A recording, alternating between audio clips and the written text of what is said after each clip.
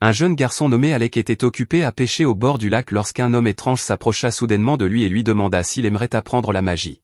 L'offre semblait trop belle pour être refusée, alors dès lors, Alec passa toutes ses journées à s'entraîner avec Elda pour devenir mage. Un jour, Elda enseignait à Alec comment utiliser la magie du feu au cas où il aurait besoin de protéger quelqu'un, et c'était un peu plus compliqué que ce à quoi Alec était habitué, mais il finit par comprendre. Il était un peu déçu d'avoir mis une journée entière à maîtriser la magie du feu, mais Elda lui rappela que la plupart des gens devaient étudier pendant un mois entier pour accomplir ce qu'il venait de faire en une seule journée, et qu'il pouvait donc être fier de lui. Alec voulait en apprendre davantage, alors il demanda à Elda de continuer à lui enseigner, mais celui-ci répondit qu'ils en avaient fait assez pour aujourd'hui et suggéra plutôt qu'ils aillent pêcher jusqu'à ce qu'il soit l'heure pour Alec de rentrer chez lui.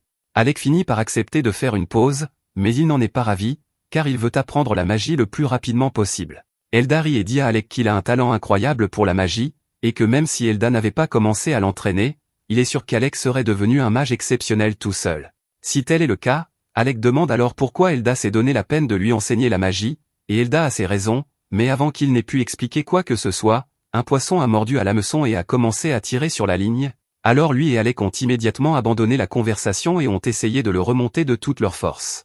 Le lendemain, l'entraînement d'Alec se poursuit, et cette fois, Elda lui a apporté un livre de magie à lire, mais pour Alec, c'est plus déroutant que lorsqu'ils ont commencé à ajouter des lettres aux mathématiques, et il lui faut donc un certain temps pour comprendre. Au cours des mois suivants, Elda prend le temps de lui expliquer toutes les formules magiques, et petit à petit, il finit par les comprendre. Cependant, au printemps de l'année suivante, alors que le moment était venu de commencer leur séance d'entraînement habituelle, Elda arrive avec une mauvaise nouvelle. Il dit qu'il doit bientôt quitter la capitale et qu'il ne pourra donc plus former Alec, mais avant de partir, il veut donner un conseil amical à son élève. Avec son talent, Alec pourrait facilement devenir magicien de la cour s'il le souhaitait, mais Elda lui dit que si quelqu'un lui proposait ce poste, il devrait le refuser immédiatement, car cela ne vaut pas la peine. Il se retourna alors pour partir, mais avant qu'il ne s'en aille, Alec avait une dernière question à lui poser: pourquoi Elda avait-il choisi de lui enseigner la magie?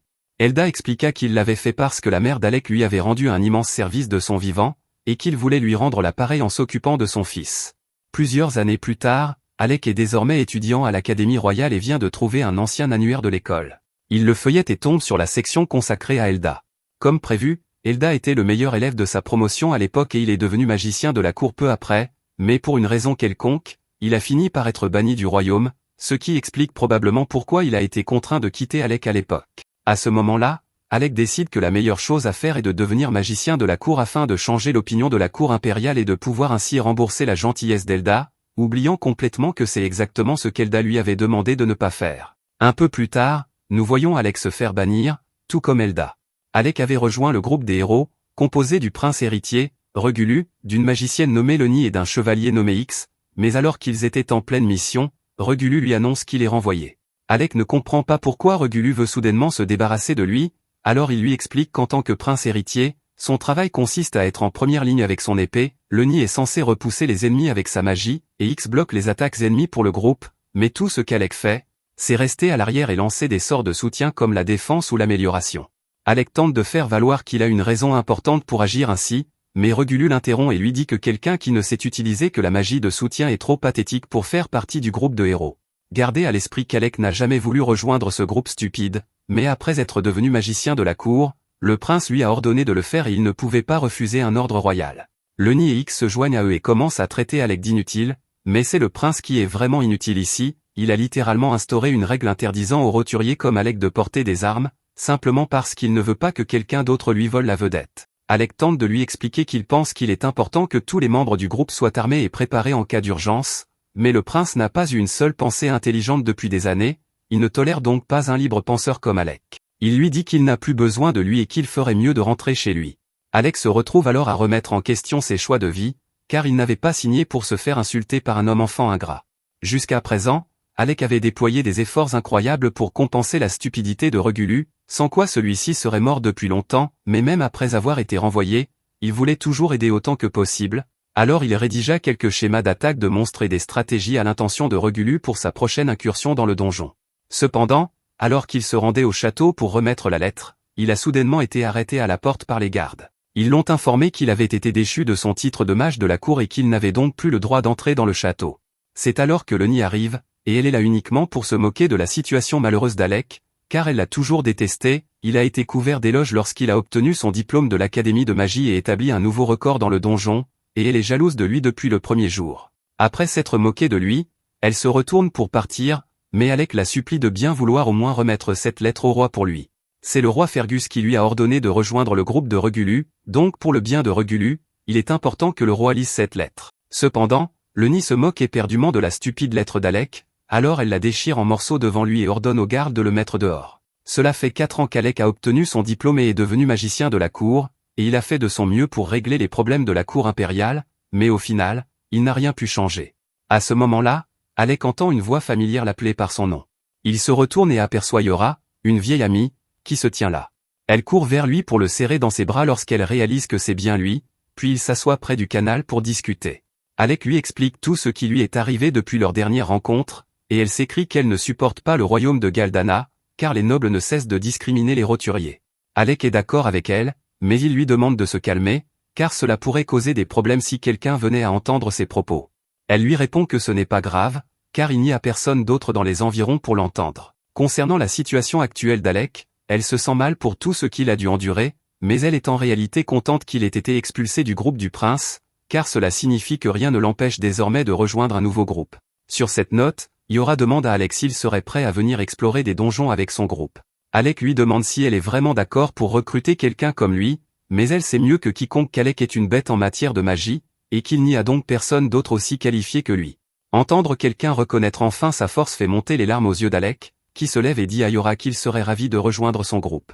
Le lendemain matin, les deux amis se mettent en route pour la ville de Fizizel, et Alec repense à ce qu'Elda lui a dit au sujet d'éviter la cour impériale et à quel point les choses auraient été plus faciles pour lui s'il avait simplement suivi son conseil, mais il ne peut plus rien changer au cours des événements.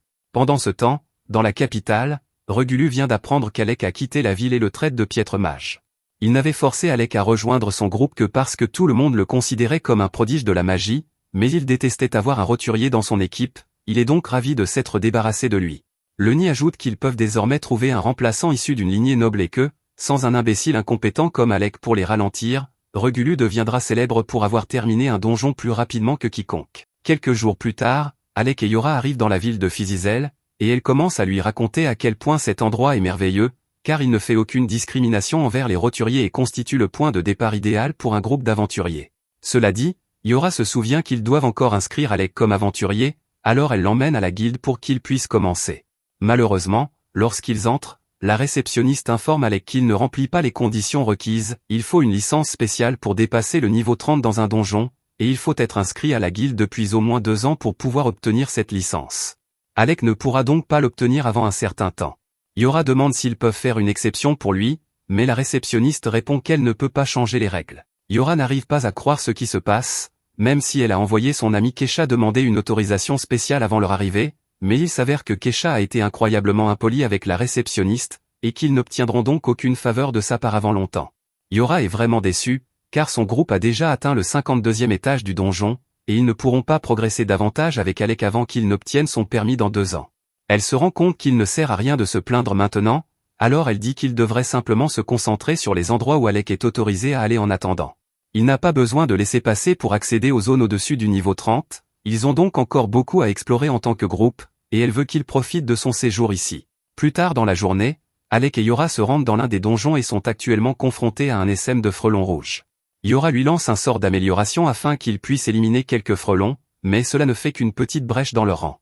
Elle ne comprend pas pourquoi les choses sont devenues si difficiles si rapidement, car le niveau 2 n'avait jamais été aussi difficile à franchir auparavant, mais Alec pense que quelque chose a dû arriver au nid de frelons, ce qui explique pourquoi ils sont tous dans un état de frénésie en ce moment. Yora érige un bouclier défensif et charge les sèmes, mais Alec lui conseille de rester en retrait, car il serait beaucoup plus sûr de maintenir leur position et d'éliminer les frelons un par un. Yora lui crie qu'il doit se souvenir de ce qu'il était avant de devenir magicien de la cour, à l'époque, un essaim de frelons comme celui-ci n'aurait pas fait le poids face à lui. Il réalise maintenant qu'il n'a plus besoin de se retenir pour éviter de blesser l'ego du prince, et qu'il est donc libre d'utiliser autant de magie qu'il le souhaite. Il cesse de se retenir et utilise une magie d'attaque pour brûler quelques frelons. Une fois qu'il a rejoint Yora, il utilise un sort de foudre à large portée pour carboniser les insectes restants. Cependant, alors que la bataille semblait terminée, un ver de terre géant émerge du sol et attrape Yora. Cette créature doit être la raison pour laquelle les frelons se comportaient de manière si étrange auparavant, et elle va certainement dévorer Yora s'il ne fait pas quelque chose rapidement. Il doit donc agir vite. Il a un plan en tête, mais pour s'assurer qu'il fonctionnera, il lui demande si sa magie défensive est toujours aussi puissante qu'à l'époque où ils étaient à l'académie. Elle lui répond en lui demandant si sa magie offensive est toujours aussi puissante que dans ses souvenirs. Ils ont tous deux confiance en leurs capacités respectives, alors Alec commence à lancer son sort de tornade de feu, engloutissant complètement le verre dans un torrent de flammes. Yora est également prise dans les flammes, mais Alec sait que ses boucliers sont plus que suffisants pour la protéger de flammes d'une telle intensité, il n'a donc pas à s'inquiéter. Une fois Yora de retour au sol, elle dit à Alec que sa magie est toujours aussi incroyable qu'avant et qu'elle a hâte de retrouver le reste de l'équipe pour s'amuser comme au bon vieux temps. Avant d'obtenir son diplôme, Alec faisait partie d'une équipe légendaire d'étudiants, composée d'Ornest, le guerrier de génie, de Krasia, l'archer de génie, de Yora, le mage de soutien de génie, et d'Alec, le mage d'attaque de génie. Le jour de la remise des diplômes, il venait de battre le record absolu du donjon en terminant le 68e étage, ce qui leur avait valu les meilleures places au classement de l'académie. Mais alors qu'ils rentraient chez eux à pied et discutaient de leurs projets d'avenir, Alex s'est soudainement arrêté et a annoncé à ses amis qu'il avait en fait l'intention de devenir magicien de cour. Ses amis ont été déçus d'apprendre cela, en particulier Ornest, car si Alec les avait rejoints, ils auraient pu former le groupe d'aventuriers le plus puissant qui soit, mais il respecte la décision d'Alec car il sait qu'il doit avoir une bonne raison. Mais avant de se séparer, Yora fit clairement comprendre à Alec qu'elle n'avait pas renoncé à le recruter et qu'elle lui ferait une offre dès qu'il serait disponible. Cela nous ramène au présent, où Yora accueille officiellement Alec dans le groupe et, pour fêter cela, lui offre un copieux dîner. Cependant, elle ne supporte pas très bien l'alcool, et après une chope de bière, elle devient agressive et peut à peine rester debout. Il ne faut pas longtemps avant qu'elle s'effondre sur sa chaise et s'endorme. Alec utilise alors sa magie pour la couvrir de sa veste afin qu'elle ne prenne pas froid. À ce moment-là, un homme apparaît soudainement derrière lui et dit qu'Alec est terriblement attentionné pour un aventurier. Alec pense qu'il s'agit simplement d'un ivrogne, il décide donc d'ignorer l'homme et se détourne, mais cela agace l'homme, qui balance sa bouteille sur Alec. Le verre se brise sous l'impact, mais Alec a utilisé un bouclier magique pour se protéger et s'apprête à riposter, quand soudain, l'homme l'appelle par son nom et lui dit qu'il est à la hauteur des rumeurs. Il glisse alors un laissez-passer pour le donjon sur la table d'Alec et lui dit qu'il peut considérer cela comme des excuses pour l'avoir testé de manière aussi grossière. Alec était en colère auparavant, mais maintenant, il est simplement confus car il n'a aucune idée de qui est cet homme. Soudain, Yora se réveille de son ivresse et demande à Alec ce que le maître de guilde fait ici. Alec est choqué d'apprendre que cet homme est vraiment le maître de guilde, et celui-ci dit qu'il aimerait voir ce dont l'ancien magicien de la cour est capable en personne, alors il demande à Alec de l'accompagner au centre d'entraînement.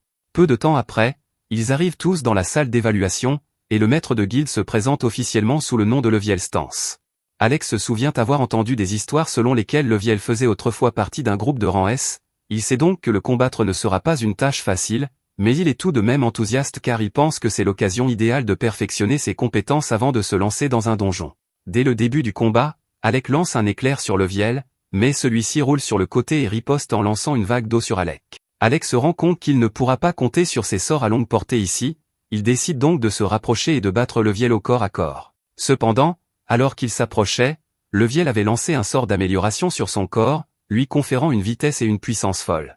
Il est désormais si rapide qu'Alec peut à peine suivre ses mouvements, et lorsque Leviel décide enfin de frapper, même si Alec parvient à bloquer le coup avec son bouclier, il est tout de même projeté contre l'un des murs. Yora commence à s'inquiéter, mais Alec se relève rapidement et dit qu'il va bien.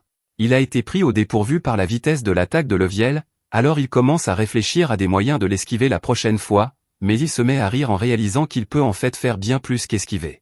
Sous les ordres du prince, Alec avait l'interdiction d'être proactif au combat, mais en tant qu'aventurier, il n'est plus limité à l'esquiver à la magie de soutien. Il enduit sa baguette de magie pour créer une épée et charge vers l'avant. Leviel lui lance alors un autre coup d'eau, mais Alec parvient facilement à le trancher tout en avançant.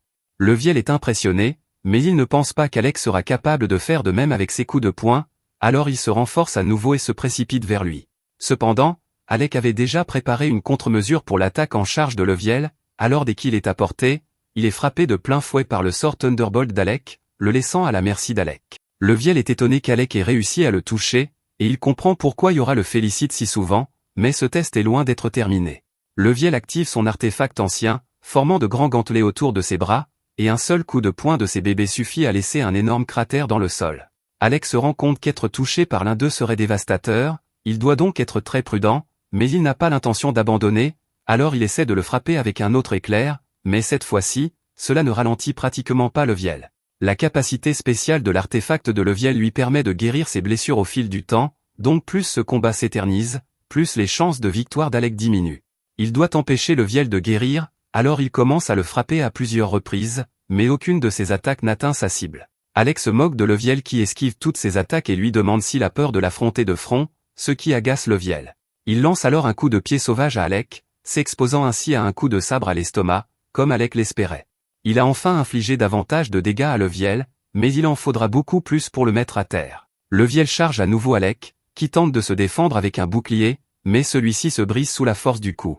Cependant, cela brise l'élan de Leviel, et Alec en profite pour le frapper à la poitrine. Leviel refuse de se laisser battre par Alec et tente de lui asséner un coup de poing, créant un énorme nuage de poussière. Yora pense que Leviel va un peu trop loin pour ce qui est censé être un test. Un coup comme celui-là aurait dû suffire à mettre Alec KO, mais celui-ci parvient tout de même à se faufiler derrière Leviel et à lui asséner un dernier coup, le dernier qu'il puisse donner, car Alec trébuche et tombe inconscient. Yora se précipite vers Alec pour voir comment il va, et Leviel admet qu'il est peut-être allé un peu trop loin cette fois-ci, déclarant Alec vainqueur du combat.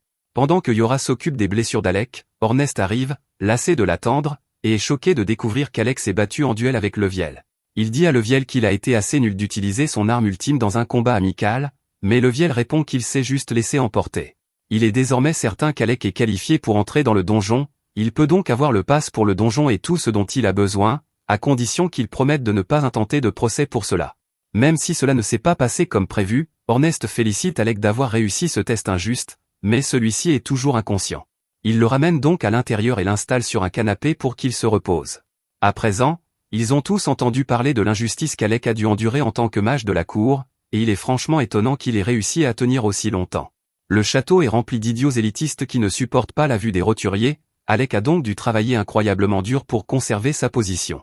À ce moment-là, la réceptionniste fait irruption à la recherche du maître de guilde et lui annonce qu'elle a de mauvaises nouvelles.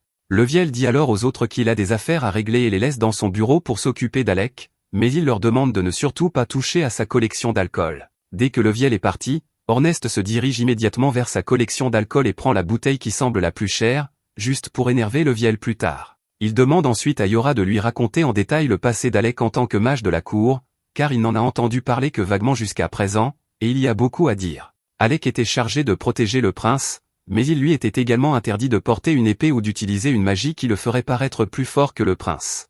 En plus de cela, il était également obligé de porter leurs bagages et de gérer les affaires du groupe, et pire encore, après avoir forcé Alec à n'utiliser que de la magie de soutien, le prince le traitait d'inutile parce qu'il n'utilisait que de la magie de soutien.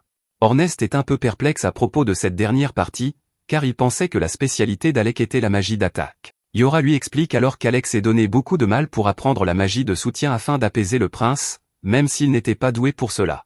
Après avoir appris tout ce que le prince a fait subir à Alec, Ornest est fou de rage, et dès qu'Alec se réveille, il suggère de suspendre l'assaut du donjon et de se rendre au royaume pour tabasser ce maudit prince qui a fait souffrir Alec. Alec dit à Ornest de se calmer car, même s'il est bouleversé par la façon dont il a été traité, il n'est pas assez en colère pour aller mutiler le prince. Cependant, Ornest est plus que disposé à le faire à la place d'Alec s'il le souhaite. Alec pose sa main sur l'épaule d'Ornest et lui dit qu'il n'a vraiment pas à s'inquiéter, car tant qu'il peut partir à l'aventure avec ses amis, rien d'autre ne lui importe. De plus, il est sûr que le karma va frapper le prince de plein fouet maintenant que personne n'est là pour réparer ses erreurs. En entendant cela, Ornest a une excellente idée. Il dit donc à Alec qu'ils doivent simplement devenir les plus grands aventuriers du monde, et qu'une fois que la nouvelle parviendra au château, le prince regrettera certainement d'avoir chassé Alec. Et lorsqu'il commencera à supplier Alec de revenir, celui-ci aura l'occasion de le regarder droit dans les yeux et de le rejeter avec autant d'insultes qu'il le souhaite. Alec admet que cela lui plaît, alors il tape dans la main d'Ornest, promettant qu'ils deviendront ensemble le groupe le plus fort. Pendant ce temps, dans l'autre pièce, une membre d'un groupe de rang S se fait penser tandis qu'elle raconte au maître de la guilde tout ce qui s'est passé pendant sa mission. La mission a été un échec total et le reste de ses coéquipiers est toujours coincé dans le donjon. Christa demande donc à Leviel de former une équipe de secours pour les secourir. Leviel convoque une réunion générale, mais compte tenu du peu de temps disponible, les seules personnes présentes sont celles qui se trouvaient déjà à la guilde. Il annonce à tout le monde qu'ils vont former une équipe pour secourir les membres du groupe de Christa qui sont actuellement coincés au niveau 64 du donjon. Tous les aventuriers échangent des regards inquiets, car ils savent tous à quel point cet étage est dangereux, mais pendant que la réunion se déroule, Alec est toujours assis seul dans le bureau du maître de guilde. Lorsque Krasia arrive, elle trouve Alec tout seul et lui demande comment il va, mais à en juger par toutes les blessures qu'il a actuellement, il ne va manifestement pas très bien. Elle lui demande ce qu'il fait ici alors qu'ils ont une réunion à laquelle assister, mais Alec répond qu'il ne voulait pas s'imposer, car tous les participants à la réunion sont des aventuriers de rang A et qu'il se considère toujours comme un étranger par rapport à eux. Krasia lève la main et utilise la magie de restauration pour soigner Alec, puis elle lui dit qu'il devrait savoir que personne ici ne le considère comme un étranger. Lorsqu'il était magicien à la cour, Alec avait inconsciemment développé le trait de caractère de ne jamais se démarquer ni s'exprimer, car il risquait d'offenser les nobles prétentieux. Même s'il sait que les choses sont différentes ici, il n'est pas facile de changer du jour au lendemain des habitudes acquises depuis 4 ans. Krasia voit bien qu'Alec traverse une période difficile, alors elle lui tapote la tête et lui dit qu'elle est toujours là s'il a besoin d'aide, ce qui le réconforte beaucoup. Quelques instants plus tard, Ornest et Yora reviennent, et Ornest annonce à Alec qu'ils viennent de trouver l'excuse parfaite pour se rendre dans le donjon. Il explique les détails à Alec et lui dit que l'endroit où ils se rendent s'appelle le Tank Killer. Ce surnom lui a été donné parce qu'à l'intérieur, toutes les formes de magie de guérison sont complètement inutiles, et que l'on ne peut compter que sur des potions pour se soigner. Alec est surpris que Krasia accepte cette mission, car la magie de guérison est l'une de ses spécialités, mais en réalité, elle déteste l'idée d'y aller, elle a simplement été forcée d'accepter parce qu'Ornest a insisté en disant que ce serait une bonne mission pour débuter pour l'équipe.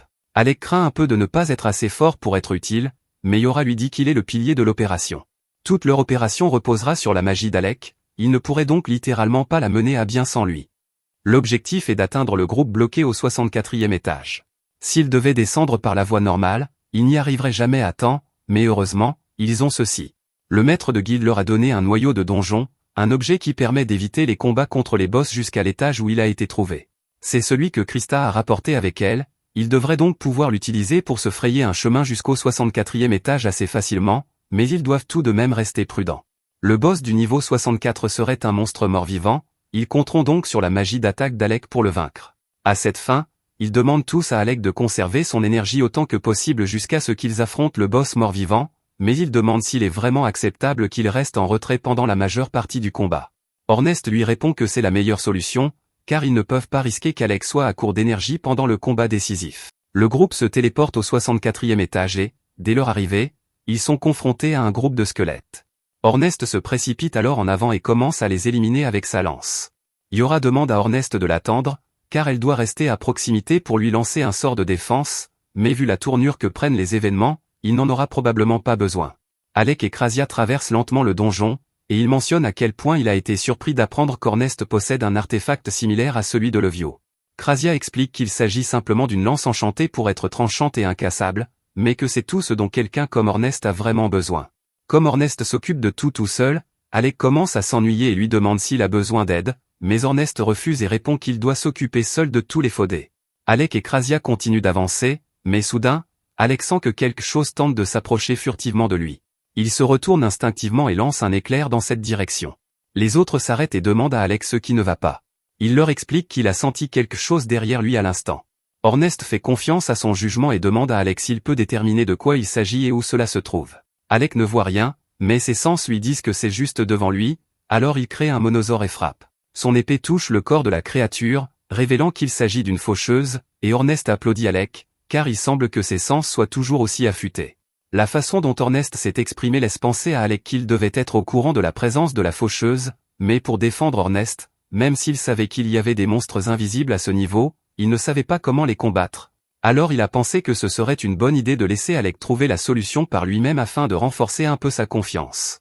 La reconnaissance et la confiance sont deux choses qu'Alec n'a jamais reçues lorsqu'il travaillait comme mage de la cour, il est donc heureux de savoir que ses coéquipiers ont autant confiance en lui, mais, alors qu'il élimine la faucheuse, il crie que cela ne justifie pas pour autant ce qu'Ornest a fait. Krasia et Yora étaient également au courant de l'existence des ennemis invisibles et n'en ont pas parlé à Alec. Il s'excuse, mais comme c'était l'idée d'Ornest au départ, Krasia dit à Alec de diriger sa colère vers lui. Alec dit à Ornest qu'ils auront une longue discussion à ce sujet une fois rentrés, mais qu'ils doivent d'abord terminer leur mission. Le groupe s'enfonce donc plus profondément dans le donjon. Plus loin, il tombe sur une horde de squelettes encore plus grande que la précédente, et Ornest est tout excité, car cela promet d'être un défi intéressant. Yora lui rappelle qu'ils sont là pour une mission de sauvetage et qu'il n'y a donc pas lieu d'en faire trop, mais Ornest n'aime rien de plus qu'un bon combat. Il demande à tout le monde de reculer pour qu'il puisse s'en occuper seul, mais Alec refuse de le laisser partir seul, alors il se joint au combat tandis que Yora leur lance un sort d'amélioration. Cependant, alors qu'ils parviennent tous deux à éliminer facilement les squelettes auxquels ils font face, ils oublient que Yora est nulle en combat et la laissent complètement sans défense. Heureusement, Krasia est là pour la sauver, mais Alec ne veut pas prendre un autre risque comme celui-là, alors il demande à tout le monde de se mettre derrière lui pour qu'il puisse en finir. Ils font tout ce qu'il dit, et Alec commence à lancer un sort de foudre à large portée. Maintenant que la voie est libre, ils peuvent continuer à progresser dans le donjon, mais avant de partir, Ornest a une question à poser à Alec. Bien sûr, tout s'est bien passé jusqu'à présent, mais il commence à se demander pourquoi Alec utilise autant le sort de foudre. Quand ils étaient à l'école ensemble, Alec utilisait toutes sortes de sorts sympas pour se battre, alors il veut savoir ce qui a provoqué ce changement. Alec repense à toutes les fois où le prince s'est précipité imprudemment dans le donjon sans réfléchir, le laissant nettoyer ses dégâts, et à un moment donné, Alec a dû se rabattre sur l'utilisation de la foudre, car c'était le sort le plus rapide à activer. À ce moment-là, ils entendent tous un bruit terrifiant provenant des profondeurs du donjon, et Yora est certaine qu'il s'agit du boss de l'étage. Ils doivent s'y rendre le plus vite possible, alors ils décident tous de laisser Ornest courir devant, car c'est le plus rapide d'entre eux. Yora lance un sort d'accélération sur tout le monde, et Ornest part en courant, suivi par les autres. Alec ne se lasse pas d'être impressionné par la vitesse d'Ornest, surtout quand Yora lui donne un coup de pouce magique. Au bout d'un moment, ils finissent par rattraper Ornest, mais à leur grande surprise, celui-ci est assis au bord d'une falaise et observe quelque chose en contrebas. Alec regarde en bas et voit un homme poursuivi par les 4 boss, qui supplie Ornest de le sauver, mais Ornest ne semble pas particulièrement intéressé à l'aider. Alec demande ce qui se passe, et Ornest explique que cet homme est vraiment ennuyeux. Il s'appelle Loki et c'est le mage de soutien du groupe qu'ils sont venus sauver, mais alors que la plupart des membres de Rekrma sont des gens bien, Loki a une personnalité exécrable, donc personne ne l'aime. Loki crie sur Ornest et lui dit que s'il meurt ici, il hantera ses rêves pour le reste de sa vie, mais Ornest semble s'en moquer. Tout à coup, Loki trébuche et tombe par terre, alors Alec dit qu'il devrait l'aider car le monstre est sur le point de le dévorer. Cependant, les autres lui disent que Loki n'est en réalité pas en danger, car c'est simplement sa façon habituelle de se battre. À ce moment-là, le monstre marche sur un cercle magique incrusté dans le sol, et Loki affiche un large sourire. L'instant d'après, une colonne de feu jaillit de l'abdomen du monstre, et Alec comprend que Loki a dû piéger le monstre. Les autres le confirment, et même s'ils n'aiment pas ce type, ils ne peuvent nier qu'il est un brillant stratège sur le champ de bataille. Le monstre continue de marcher sur les pièges de Loki, et celui-ci se met à rire de sa naïveté, mais il finit par être à court de pièges avant que le monstre ne meure, se retrouvant ainsi complètement sans défense, et le monstre est sur le point de l'exploser en 1000 morceaux. Cependant, juste avant que Loki ne soit touché, Alec et les autres interviennent enfin pour lui sauver la mise, et Ornest le traîne en lieu sûr pendant que les autres retiennent le monstre. Le monstre tente de frapper Alec, alors Yora crée un bouclier pour le protéger. Immédiatement après, le monstre se retourne et se dirige droit vers Ornest et Loki. Il s'en prend spécifiquement à Loki, car il veut se venger de tous les pièges que celui-ci a tendus, et Ornest ne pourra pas le distancer sur ce terrain. Il fait donc demi-tour et court sous le monstre avant de lancer Loki vers Krasia afin qu'elle s'occupe de lui à sa place. Yora demande à Krasia d'emmener Loki en hauteur pour qu'il soit en sécurité. Pendant ce temps, Ornest, qui n'a plus les mains occupées, est libre de se battre à pleine puissance. Il demande à Yora de lui donner tout le soutien magique dont elle est capable, alors elle se donne à fond et lance tous les sorts d'amélioration qu'elle connaît. Ornest charge directement le monstre et, après avoir esquivé sa première attaque, il saute en l'air et le poignarde juste sous l'œil. Malheureusement, cela ne suffit pas à l'étourdir, et Ornest est projeté au sol. Yora court vers lui pour voir s'il va bien, et juste au moment où le monstre s'apprête à piétiner Ornest, elle dresse un bouclier pour le protéger. Cependant, son bouclier ne tiendra pas longtemps sous un tel poids, alors elle demande à Alec de se dépêcher de lancer son sort. Du haut de la falaise, Loki observe la bataille. Avant, il était trop effrayé pour remarquer quoi que ce soit, mais maintenant qu'il y prête attention, il est surpris de voir qu'Alec est bel et bien de retour. Loki a entendu beaucoup de rumeurs élogieuses à son sujet, il est donc impatient de voir ce dont ce génie légendaire est capable. Au moment même où il prononce ces mots, Alec commence à former plusieurs cercles magiques simultanément. Loki est stupéfait, car lancer 3 à 5 sorts à la fois relève déjà du génie, mais Alec vient d'en créer 20 sans sourciller.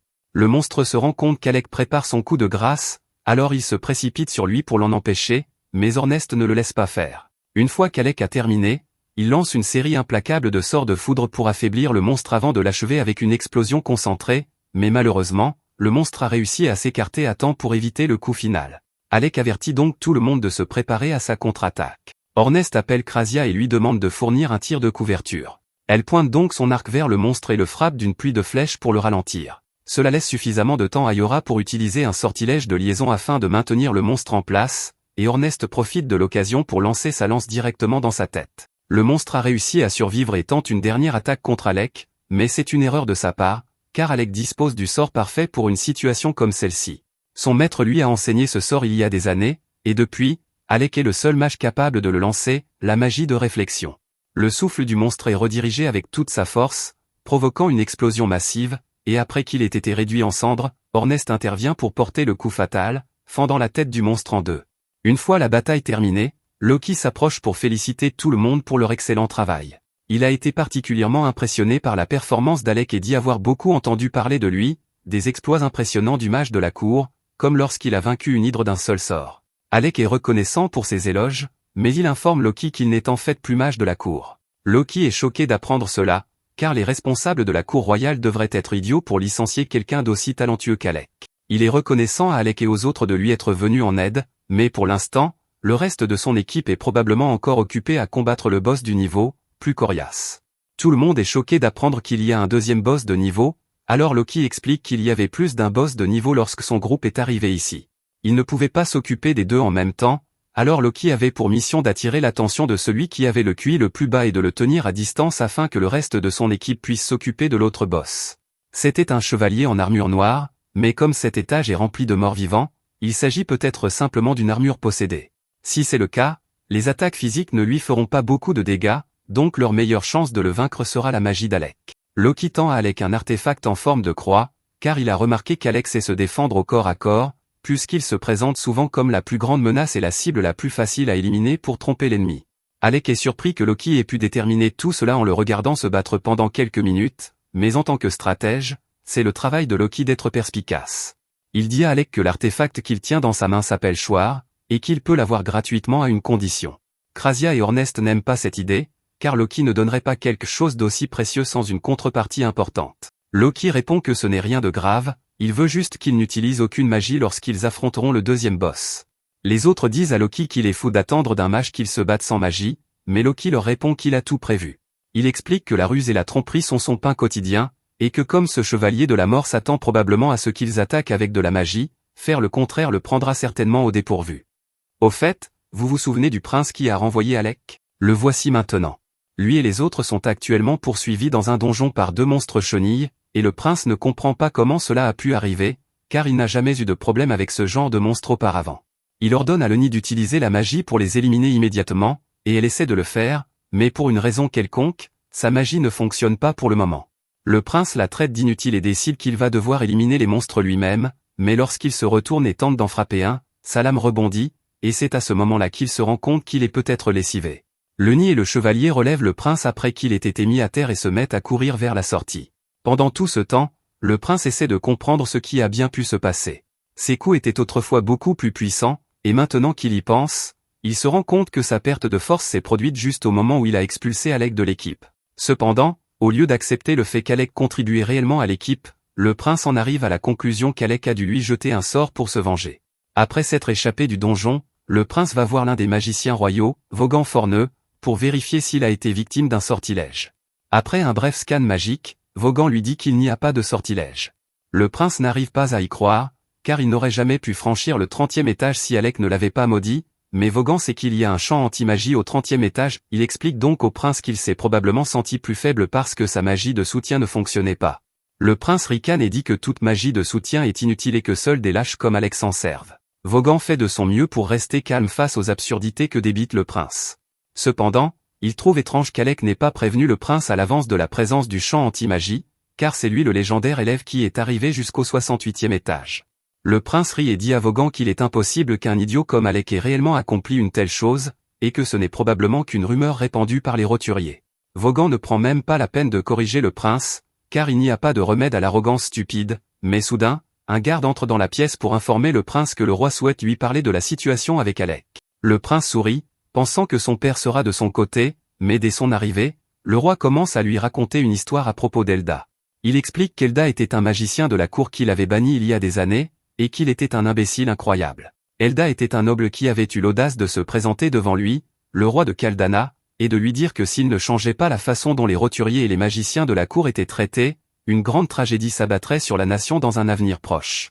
Le prince prend la parole et dit que les anciens méritent d'être bannis, car un noble ne devrait pas s'adresser au roi de cette manière, mais ce n'est pas pour cela que le roi l'a traité d'imbécile. Après avoir été banni, Elda fut dépouillé de son titre de noblesse et décida de fréquenter l'Académie de magie, où il fit taire ses détracteurs grâce à ses talents exceptionnels et obtint son diplôme avec les honneurs. Cependant, alors qu'il aurait pu choisir de faire n'importe quoi avec sa renommée et son pouvoir, il choisit bêtement de retourner au château et de travailler comme magicien de la cour. Pendant son mandat de magicien de la cour, il continua à dire au roi que les roturiers n'étaient pas sans valeur et qu'il devait changer la façon dont il les traitait, jusqu'à ce qu'ils finissent par disparaître un an plus tard. Le roi n'avait pas accordé beaucoup d'importance aux paroles d'Elda à l'époque, mais récemment, il avait commencé à se demander si les anciens n'avaient pas raison, c'est pourquoi il avait ordonné au prince d'explorer le donjon. Il voulait voir si les nobles étaient vraiment intrinsèquement meilleurs que les roturiers, mais compte tenu de l'état du prince, il semble qu'il se soit trompé. Il dit qu'il est peut-être temps de changer leur politique de discrimination à l'égard des roturiers, et qu'à partir de maintenant, il prévoit d'embaucher ceux qui ont du talent, quelle que soit leur origine. Le prince est stupéfait et dit à son père que ce serait une honte pour leur nom de famille s'ils acceptaient les roturiers comme leurs égaux, et le roi reconnaît que c'est lui qui a élevé le prince dans cette croyance, mais que les choses doivent changer. Le prince tente de faire valoir que fréquenter des roturiers comme Alec ne peut mener qu'au malheur, et il utilise sa situation actuelle comme preuve, mais soudain, un garde s'approche et présente à Régulus ce qui reste du livre écrit par Alec. Le roi explique qu'avant de partir, Alec avait rédigé un guide complet sur la façon de terminer le 30e étage du donjon pour Régulus, mais que le nid l'avait déchiré avant qu'il n'ait pu le voir. Le prince n'en croit pas ses oreilles, alors il dit à son père qu'il ne se sent pas bien et s'excuse. Alors que Régulus s'en va, le roi s'adresse à Vogan et lui dit que même si cela peut être difficile, il lui serait reconnaissant d'aider Régulus autant que possible, et Vogan promet de faire de son mieux. Pendant ce temps, Régulus est en pleine crise mentale, car si Alec était vraiment aussi compétent et talentueux que cela signifie qu'il était le problème depuis le début, et il ne peut pas l'accepter. De son côté, Alec demande à Loki de lui expliquer pourquoi il ne veut pas qu'il utilise la magie contre le boss. Il comprend que les artefacts sont puissants, le boss est censé être immunisé contre les attaques physiques, il ne pense donc pas pouvoir le vaincre avec seulement l'épée. Cependant, Loki dit qu'il ne s'attendait pas à ce qu'Alec le batte avec l'épée. Il veut juste qu'il fasse semblant d'être un combattant au corps à corps afin que le boss ne s'attende pas à ce qu'il utilise la magie. Les autres comprennent le plan, mais Krasia ne comprend pas pourquoi ils doivent se donner tant de mal pour tromper le monstre, alors Loki lui explique que ce boss est tout aussi intelligent qu'eux. Alec a du mal à le croire, et Loki comprend son scepticisme, mais tout ce qu'il demande à Alec, c'est de s'en tenir à l'utilisation de son épée, au moins jusqu'à ce que Loki lui donne le signal. Il accepte de suivre le plan de Loki, et sur cette note, Loki dit à Krasia qu'il a besoin de son aide pour quelque chose.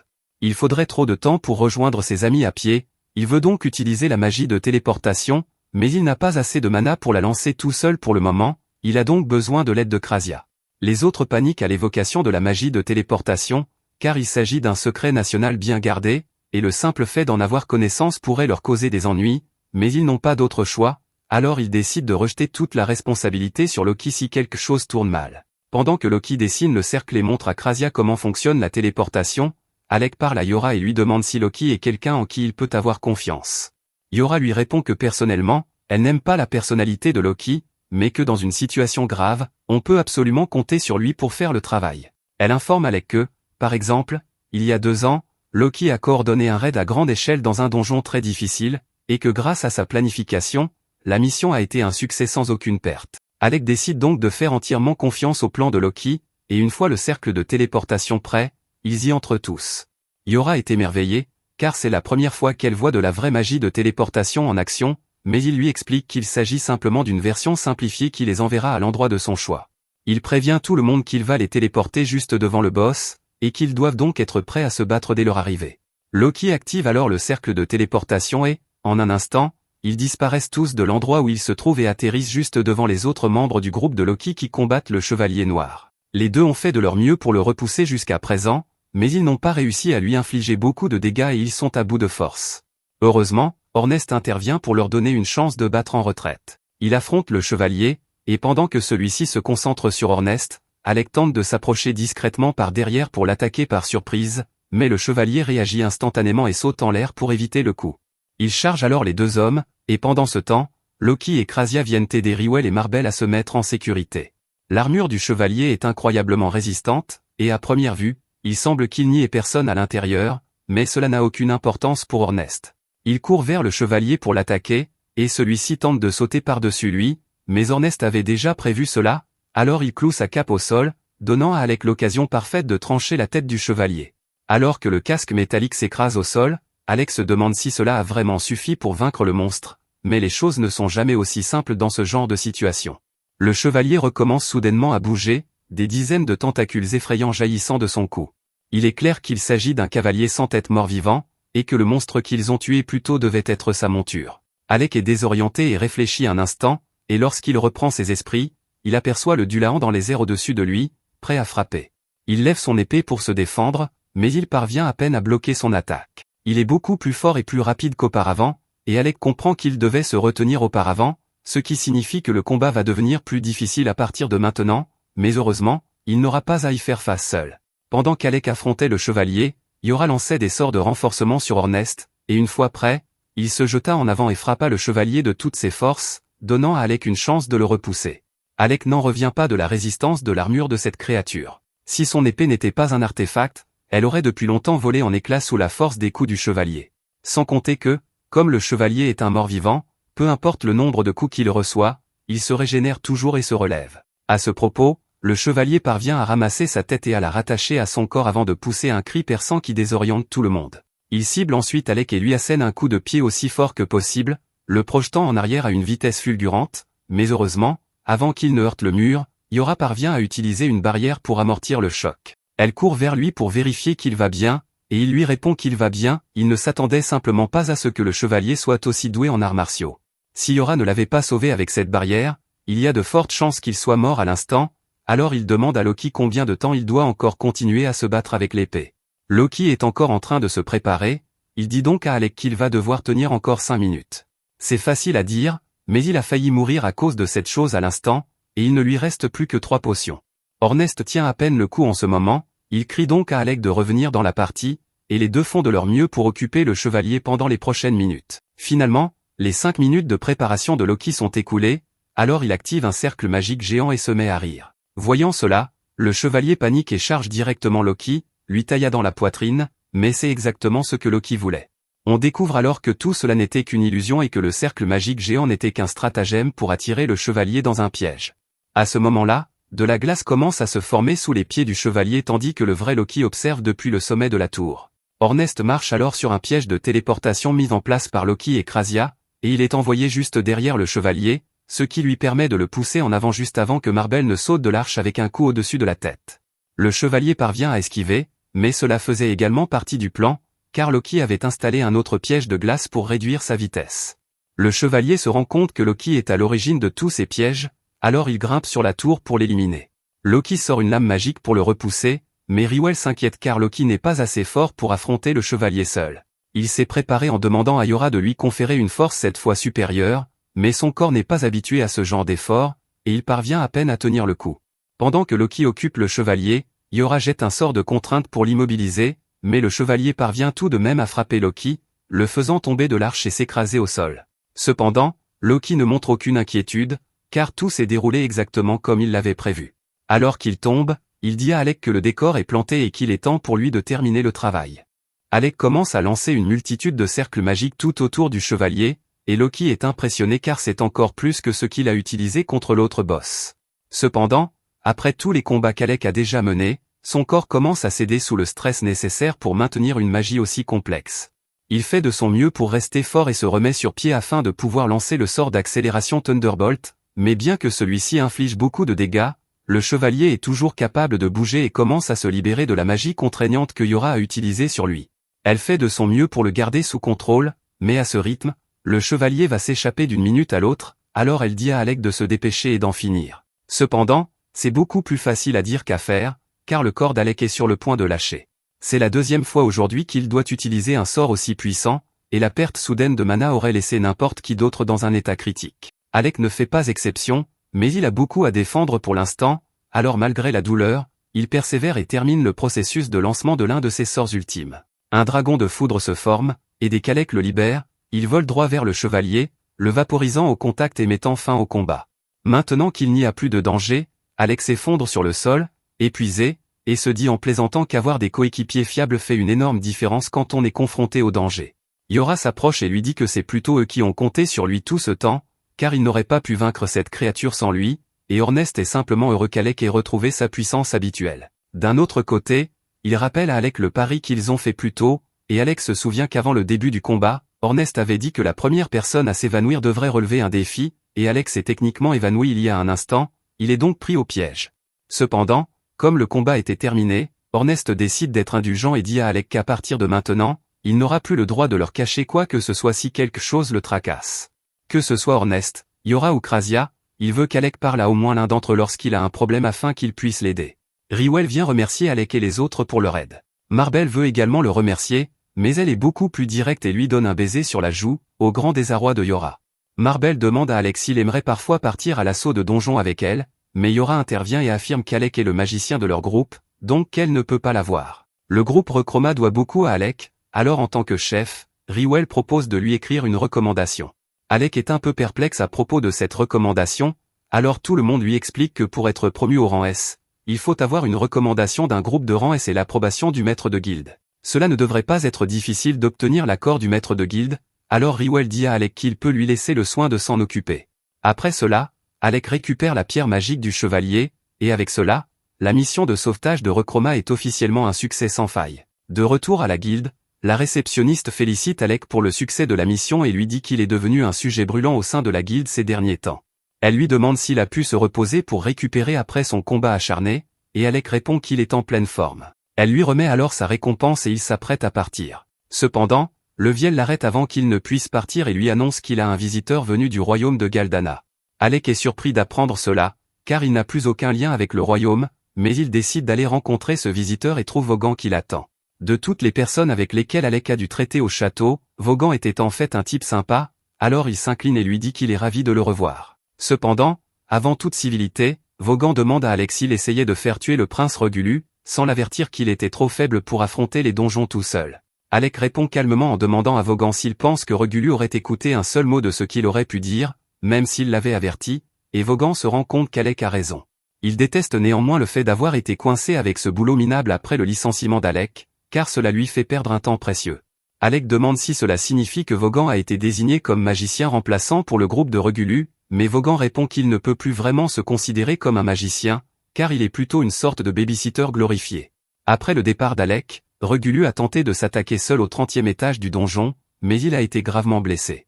Vaughan espérait faire la leçon à Regulu et l'aider à tirer les leçons de son échec, mais au lieu de cela, Regulu a refusé d'accepter sa responsabilité et a exigé que Vaughan l'escorte jusqu'ici afin qu'il puisse affronter Alec. Alec demande si cela signifie que Regulu se trouve actuellement dans la ville, et Vaughan le confirme, précisant qu'il se trouve dans l'arène d'entraînement souterraine au moment où il parle. Alec ne s'attendait pas à devoir à nouveau faire face à Regulu, mais il pense que c'est une bonne occasion de régler définitivement leur compte. Même s'il serait en droit d'ignorer complètement l'existence de Regulu, il décide de descendre et de l'affronter en personne. Alors qu'ils descendent les escaliers, Vaughan lui dit que la seule chose qui motive le prince, c'est son refus de compromettre sa fierté, mais que personnellement, il ne comprend pas pourquoi les nobles tiennent tant à s'ériger en supérieur des roturiers, car cela lui semble être une énorme perte de temps. Alec rappelle à Vaughan qu'il est lui aussi noble, mais qu'il ne s'est jamais vraiment soucié des titres, car tout ce qu'il veut, c'est vivre sa vie comme il l'entend. Une fois arrivé dans l'arène, il trouve Regulu debout au milieu, et à la surprise d'Alec, la première chose qu'il dit est que le roi prévoit de changer la façon dont les choses sont gérées dans le royaume, et que même s'il n'est personnellement pas d'accord, par respect pour son père, il fera des concessions sur ce point. Cela donne à Alec l'espoir que Regulu ait peut-être repris ses esprits après tout, mais celui-ci poursuit en déclarant qu'il ne supporte toujours pas l'idée d'avoir à écouter les absurdités de roturiers comme Alec. Alec dit à Regulu que s'il avait écouté ses conseils, il serait dans une bien meilleure situation qu'aujourd'hui, mais Regulu a refusé de l'entendre, et Alec comprend qu'il ne parvient pas à le convaincre, alors il décide d'arrêter de perdre son temps. Regulu a passé les 15 années de sa vie à se faire dire qu'il était supérieur aux roturiers à tous les égards, il ne peut donc pas comprendre qu'il pourrait être le problème ici. Dans une tentative désespérée de prouver que tout ce qu'on lui a dit n'est pas un mensonge, il sort ses armes et défie Alec en duel, demandant à Vaughan d'être le témoin du combat. Regulu charge Alec, le forçant à se défendre avec sa baguette, mais il est pris au dépourvu par le fait que Regulu utilise des dagues au lieu de son épée longue habituelle. Il y a quelques années, lorsque Regulu avait choisi son arme pour la première fois, Alec lui avait conseillé d'opter pour des dagues plutôt qu'une épée longue, car son corps était encore trop petit pour en supporter efficacement le poids. Mais Regulu avait immédiatement rejeté ses préoccupations sans y réfléchir à deux fois, cependant, il suit désormais ce conseil. Cependant, le simple fait de changer d'arme ne l'a pas rendu meilleur combattant comme par magie, et Alec a esquivé l'une de ses attaques, laissant Regulu s'écraser face contre terre. Il comprend que Vaughan a quelque chose à voir avec tout cela, et il demande ce qu'il a dit au prince, mais tout ce que Vaughan a dit à Regulu, c'est que s'il voulait réfuter la force d'Alec, il devait prouver ses dires en le battant au combat. En fin de compte, c'était le choix de Regulu de venir ici et de défier Alec, et Regulu mérite un peu de crédit ici, car il n'a même pas envisagé de recourir à des coups bas, il est simplement venu ici pour un combat loyal en tête-à-tête. Ces dagues sont des artefacts, elles ont donc une puissance de frappe respectable, et lorsque Regulu affronte Alec de front, il parvient à briser son bouclier, mais c'est tout ce qu'il peut faire. Regulu s'est beaucoup entraîné avec ses dagues en vue de ce combat, et elles lui ont fait comprendre que la magie de soutien d'Alec était la seule raison pour laquelle il était arrivé aussi loin dans le donjon. Après le renvoi d'Alec, il a continué à essayer de franchir le 30e étage du donjon à plusieurs reprises, mais il finissait toujours par être gravement blessé, et il ne comprenait pas pourquoi. Cependant, il finit par décider de lire les pages récupérées du rapport rédigé par Alec, et il fut furieux de constater que tout ce qu'Alec avait écrit s'était avéré vrai, s'il l'avait utilisé dès le début, il n'aurait pas échoué autant de fois. Rien qu'en le lisant, il comprit à quel point Alec était talentueux, et cela rendit encore plus difficile d'accepter la façon dont il l'avait traité. Regulu dit donc à Alec d'activer son artefact et de l'affronter. Alec demande à Regulu s'il est sûr de vouloir continuer à se battre malgré la différence de puissance entre eux, et Regulu refuse de reculer, mais avant qu'ils ne s'affrontent, Alec a une question à lui poser. Il veut savoir s'il est vrai que le roi souhaite réellement changer le fonctionnement de la cour royale, et Regulu le confirme, ajoutant que son père testait apparemment la force des paysans, raison pour laquelle il a envoyé Regulu et Alec dans le donjon. Si tout cela n'était qu'un test, cela explique pourquoi le roi l'a toujours traité avec tant de gentillesse, et cette nouvelle est la meilleure qu'Alec ait entendue de toute la journée, car cela signifie que les 4 années qu'il a passées comme magicien de la cour n'ont finalement pas été vaines. Quant à Regulu, il lui dit de se préparer, car il ne se retiendra pas. Il sort son artefact et se jette sur lui. Regulu tremble comme une feuille, car il sait qu'il va se faire tabasser, mais il reste prêt et attend l'arrivée d'Alec. Cependant, au moment de l'impact, Alec change de trajectoire et frappe le sol à la place de Regulu. Regulu exige de savoir pourquoi Alec a choisi de l'épargner, et il lui rappelle toutes les fois où il l'a insulté, ignoré et ridiculisé sans raison. Il a construit toute son identité autour de l'idée qu'il était supérieur simplement parce qu'il est noble, mais si ce n'est pas vrai, que doit-il faire maintenant? Il est venu ici en pensant que mourir des mains d'Alec serait un bon moyen de préserver au moins son honneur, mais même Alec le regarde avec pitié, et il ne sait pas quoi faire maintenant. Alec n'aime généralement pas rire du malheur des autres, mais il trouve amusant la tournure que les choses ont prise. Il est venu ici prêt à se battre contre Regulu, et il était sûr que Regulu lui crierait des insultes, mais il a fini par lui demander des conseils sur la vie, et l'absurdité de la situation a fait réaliser à Alec à quel point tout cela est ridicule, alors il n'est plus en colère. Après avoir réalisé qu'Alec n'était pas en colère contre lui, Regulu s'excuse et dit qu'il est désolé pour la façon dont il l'a traité auparavant. Alec est sincèrement surpris, car il ne pensait pas que Regulu était capable d'assumer ses responsabilités et d'accepter son erreur. Il comprend que Regulu n'a agi ainsi que parce que c'est ainsi qu'il a été élevé, et même si cela ne rend pas son comportement acceptable, comme il est prêt à changer, Alec décide de passer outre et tend la main à Regulu. Regulu tend la main pour saisir celle d'Alec, mais il se retire au dernier moment, car il est encore un peu gêné par toute cette histoire et veut conserver une partie de sa fierté. Il sort ensuite la cape de magicien de la cour qui appartenait à Alec et s'excuse de la lui avoir prise ce jour-là. Il dit à Alec qu'il peut la récupérer s'il le souhaite, et lui remet également une lettre du roi indiquant qu'une place l'attend à la cour royale s'il décide un jour d'y retourner. Alec demande si le roi essaie de lui ordonner de revenir, mais Vaughan lui répond qu'il s'agit explicitement d'une demande et qu'il est libre de refuser s'il le souhaite. Dans ce cas, Alec dit qu'il n'a pas besoin de la cape ni de la lettre, car il est parfaitement heureux avec son groupe et n'a aucune intention de le quitter à nouveau. Regulu accepte la décision d'Alec, mais il souhaite tout de même qu'il garde la cape, car elle lui appartient de droit. Il dit ensuite à Vaughan qu'il est temps pour eux de partir, car il n'a plus rien à dire à Alec, mais alors qu'il s'éloigne, un léger sourire se dessine sur son visage, et il semble qu'Alec et Regulu aient tous deux tiré une certaine conclusion de cette rencontre. Le lendemain matin, Alec retrouve ses amis et leur demande s'ils ont du temps libre aujourd'hui. Yora, Krasia et Ornest répondent tous qu'ils sont libres, alors il lui demande ce qu'il a en tête. Alec leur dit qu'il aimerait qu'il lui fasse visiter Vissel, car il n'est toujours pas habitué à cet endroit. Mais alors qu'il serait normalement ravi de l'aider, Ornest et Krasia y voient une occasion en or de laisser Yora seule avec Alec. Ils inventent donc tous deux de faux prétextes pour se défiler et disent à Alec qu'il devra se contenter de Yora. Alec ne remarque rien d'étrange dans le fait que les autres se désistent soudainement, et Yora en rit, mais elle sait que ces deux-là viennent de lui offrir une occasion en or. Cependant, elle la gâche presque immédiatement en demandant à Alec s'il souhaite reporter le rendez-vous, mais il répond que cela lui convient très bien d'être juste tous les deux. Yora est ravie d'entendre cela, alors elle se lève et lui promet de lui montrer tout ce qu'il y a à voir à Vissel. Plus tard dans la journée, Alec et Yora se promènent en ville, et elle lui explique que Vissel est une ville aventureuse où l'on vend régulièrement des armes, des armures et toutes sortes d'autres articles. Mais elle lui recommande également d'être prudent dans ses achats, car les marchands peu scrupuleux essaient souvent de vous arnaquer en vous vendant des babioles sans valeur. C'est un bon conseil, mais Yora le donne alors qu'elle vient littéralement de se faire avoir par un marchand, et Alec n'est pas sûr qu'elle comprenne vraiment à quoi ressemble un marchand peu scrupuleux. Le marchand essaie littéralement de lui vendre une drogue qui est censée permettre de se battre pendant plusieurs jours sans repos, et Yora est complètement tombée dans le panneau.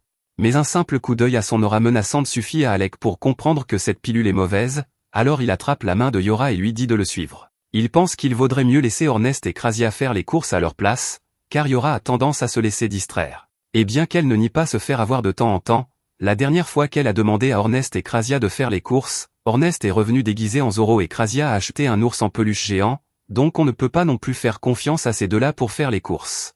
Dans ce cas, Alec propose de s'occuper des achats du groupe à partir de maintenant, et Yora lui répond que cela lui serait d'une grande aide. Après avoir marché un peu plus loin, Alec aperçoit un café et suggère à Yora de faire une pause.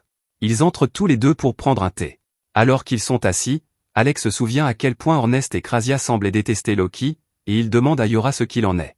Yora lui répond que c'est une longue histoire et lui explique qu'il y a 2 ans, ils ont croisé un groupe de rangs qui rencontrait des difficultés dans un certain donjon, et qu'ils se sont arrêtés pour les aider. Peu après, Loki et Riwell sont également arrivés pour aider, et ils ont tous fini par travailler ensemble pour vaincre le boss de l'étage. Cependant, pendant le combat, Ornest a été blessé en protégeant l'un des aventuriers de rang A, recevant un jet d'acide dans le dos. Une fois le combat terminé, Ornest a essayé de faire semblant que tout allait bien, mais ses jambes ont lâché sur le chemin du retour, et Loki et Riwell l'ont donc porté jusqu'à la maison. Jusqu'à présent, Loki avait plutôt bien traité Ornest, mais pendant qu'Ornest était inconscient, sa lance n'arrêtait pas de frapper Loki à la tête, alors Loki a fini par craquer et la jeter dans la forêt, où elle a disparu à jamais. Yora ne pense pas que Loki l'ait fait par méchanceté ou quoi que ce soit d'autre, en fait, il ne pensait probablement pas que ce serait grave, car la lance était déjà en très mauvais état. Mais Ornest aimait vraiment cette lance, alors quand il s'est réveillé et a découvert que Loki l'avait jetée, il était vraiment furieux. Même dans ce cas, Ornest aurait probablement pardonné à Loki s'il s'était simplement excusé, car c'était une erreur honnête, mais Loki ne comprenait vraiment pas pourquoi Ornest accordait autant d'importance à une lance cassée. Depuis lors, Ornest et Loki sont en désaccord, et Yora trouve franchement ridicule que leur querelle ait commencé à cause d'une simple lance. Alec est d'accord avec elle, mais cela n'explique toujours pas pourquoi Krasia n'aime pas Loki.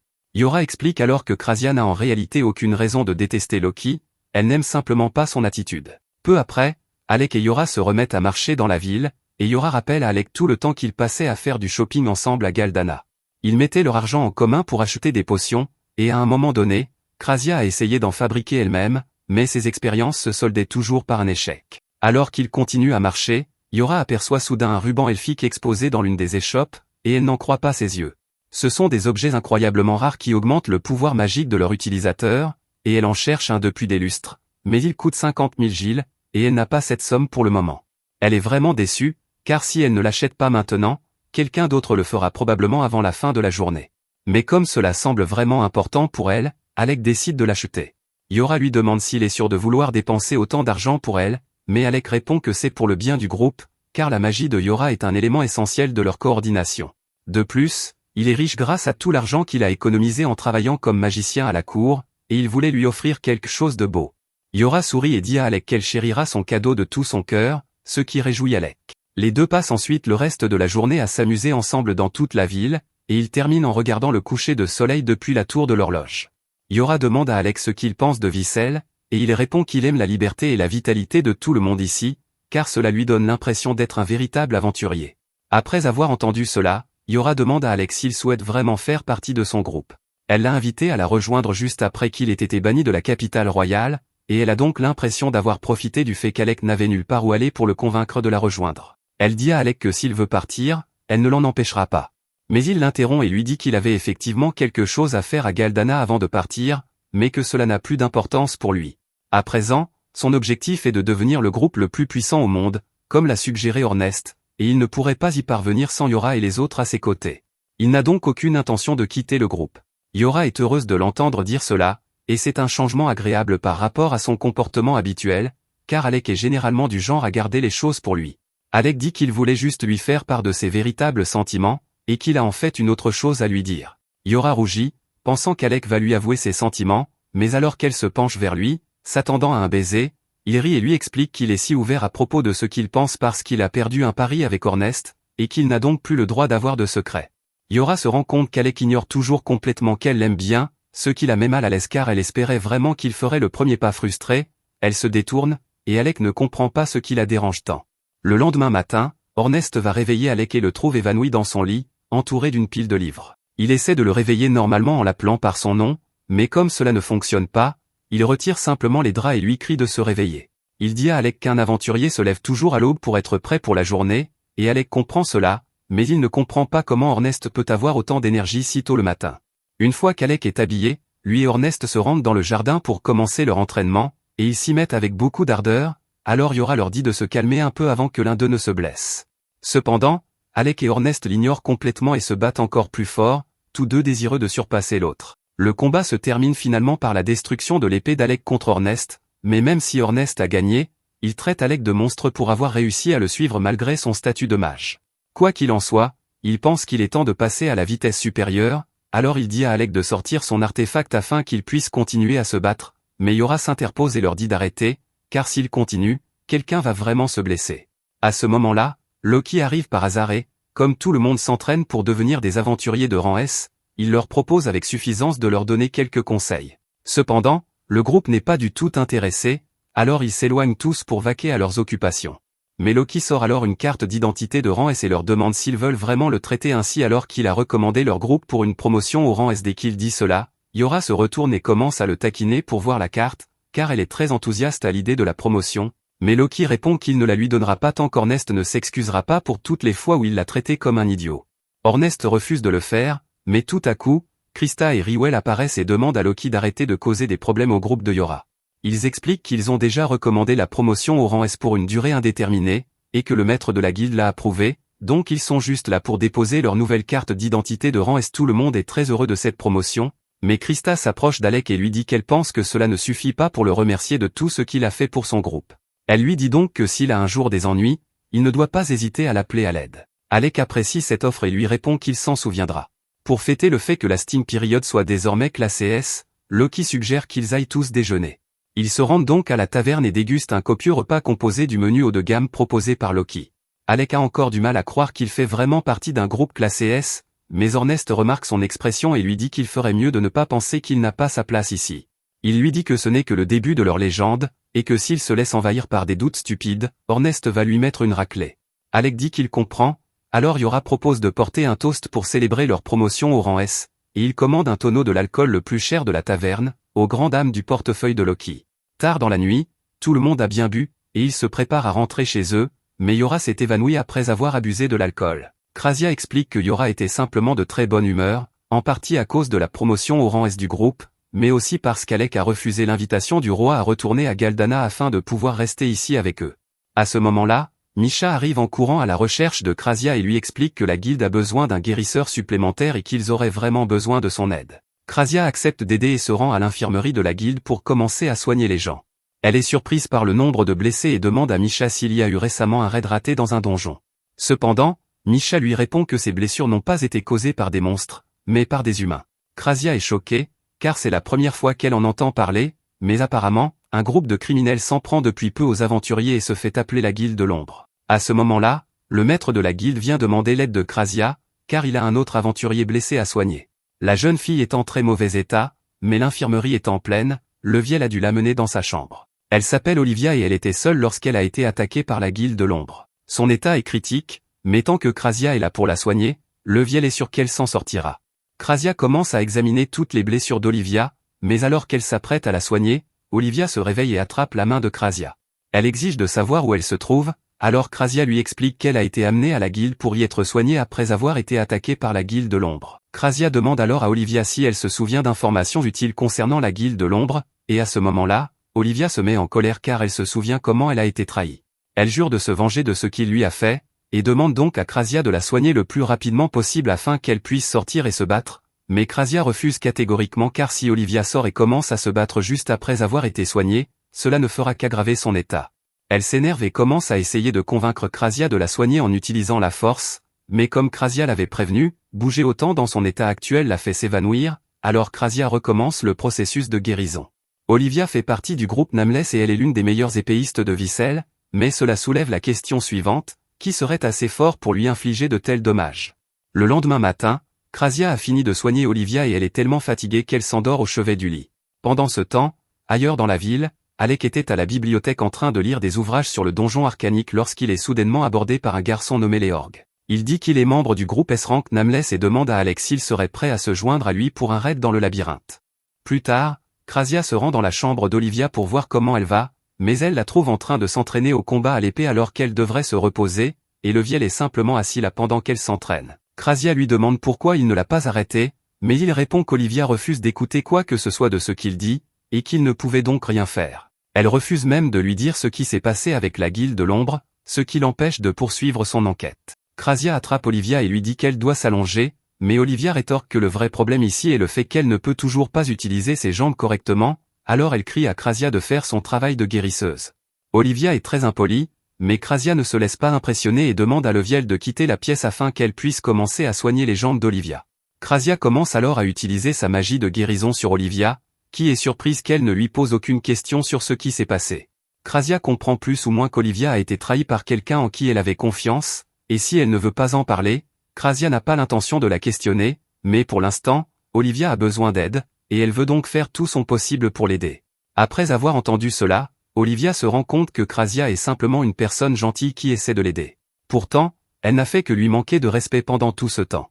Elle se sent très mal à propos de son comportement, alors elle se met à genoux et s'excuse pour la façon dont elle s'est comportée auparavant. C'est sa propre faiblesse qui l'a mise dans cette situation, et elle a reporté sa frustration sur Krasia, mais elle promet de se rattraper. Krasia est heureuse qu'Olivia ait changé d'avis, mais elle ne veut pas qu'elle se sente trop mal, alors elle lui donne un petit baiser sur le front. Olivia panique et demande à Krasia pourquoi elle a fait cela, mais celle-ci répond que c'est simplement quelque chose que sa mère faisait pour la calmer lorsqu'elle était bouleversée, et qu'elle a pensé que cela pourrait l'aider. En entendant Krasia dire cela, Olivia se souvient de sa propre mère, et Krasia remarque qu'elle semble plongée dans ses pensées, mais lorsqu'elle lui en parle, Olivia change de sujet et demande si elle peut avoir quelque chose à boire. Krasia est ravie de l'aider et prépare une tasse de thé pour Olivia, mais avant qu'elle n'ait pu se servir une tasse pour elle-même, Olivia lui dit qu'elle a une autre faveur à lui demander. Elle dit qu'elle vient de se rendre compte qu'elle n'a rien mangé depuis hier et qu'elle a un petit creux. Krasia comprend et propose d'aller chercher des snacks, mais dès qu'elle quitte la pièce, Olivia se penche et dépose quelque chose dans la tasse de Krasia. Pendant ce temps, chez lui, Alec retrouve Yora et Ornest pour leur parler de sa rencontre avec Luor et de sa proposition de raid dans un donjon. Ornest a déjà entendu parler de Luor et il est sûr qu'Alec a dû être déconcerté par son apparence, mais en réalité, ce type est plus âgé que tous réunis. Alec n'arrive pas à y croire, alors Yora lui explique que Luor est un elfe et qu'il aime simplement se comporter de manière mignonne pour une raison quelconque, même s'il a au moins 100 ans. Quant au raid dans le donjon mentionné par Luor, Ornest est plutôt intrigué, alors il demande à Alec s'il a plus de détails à ce sujet. Alec explique que Luor a dit que le raid aurait lieu au 72e étage du donjon et que le plan est d'y entrer et de le nettoyer le plus rapidement possible. Il propose même à Alec de garder le cœur du donjon une fois que tout sera terminé, mais Alec n'arrive pas à croire que Luor soit prêt à laisser le groupe d'Alec débarquer et nettoyer le dernier étage du donjon alors que Nameless travaille depuis des mois à le nettoyer. Luor voit qu'Alec est sceptique, alors il lui explique que lui et le reste de son groupe ont en fait une affaire à régler avec la Guilde de l'Ombre, car celle-ci a blessé l'un de ses coéquipiers et qu'il doit se venger. Mais pendant qu'il s'occupe de cela, il ne pourra pas nettoyer le donjon, alors il espère qu'Alec et son groupe s'en chargeront à sa place. Yora pense que c'est une bonne affaire pour eux, mais Ornest se met à crier et dit que c'est beaucoup trop louche. Que le groupe de Nameless renonce à son droit de nettoyer le donjon est une chose, mais qu'il prévoit également de démanteler la Guilde de l'Ombre semble trop beau pour être vrai. Alec reconnaît que cela semble suspect, mais Yora, en revanche, ne pense pas que Luor soit le genre de personne à leur tendre un piège. Certes, il est un peu bizarre, mais c'est lui qui fait fonctionner son groupe, elle doute donc qu'il ferait quelque chose si Sinisté essayait de les piéger. Quoi qu'il en soit, rester ici ne leur apportera aucune réponse, alors Ornest attrape le noyau et dit aux autres que la fille impolie que Krasia soignait hier venait apparemment de Nameless, donc s'ils veulent confirmer l'histoire de Luor, ils n'ont qu'à lui demander. Les autres sont d'accord, alors ils se dirigent tous vers la guilde, mais avant qu'ils puissent entrer, Misha arrive en courant, paniqué, et les bouscule.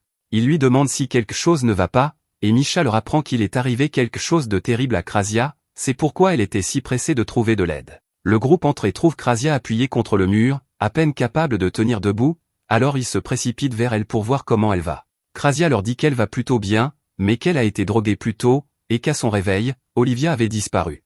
Il ne faut pas être un génie pour comprendre que c'est Olivia qui a drogué Krasia, mais Krasia est toujours très inquiète car elle pense qu'Olivia est peut-être retournée dans le labyrinthe pour se venger.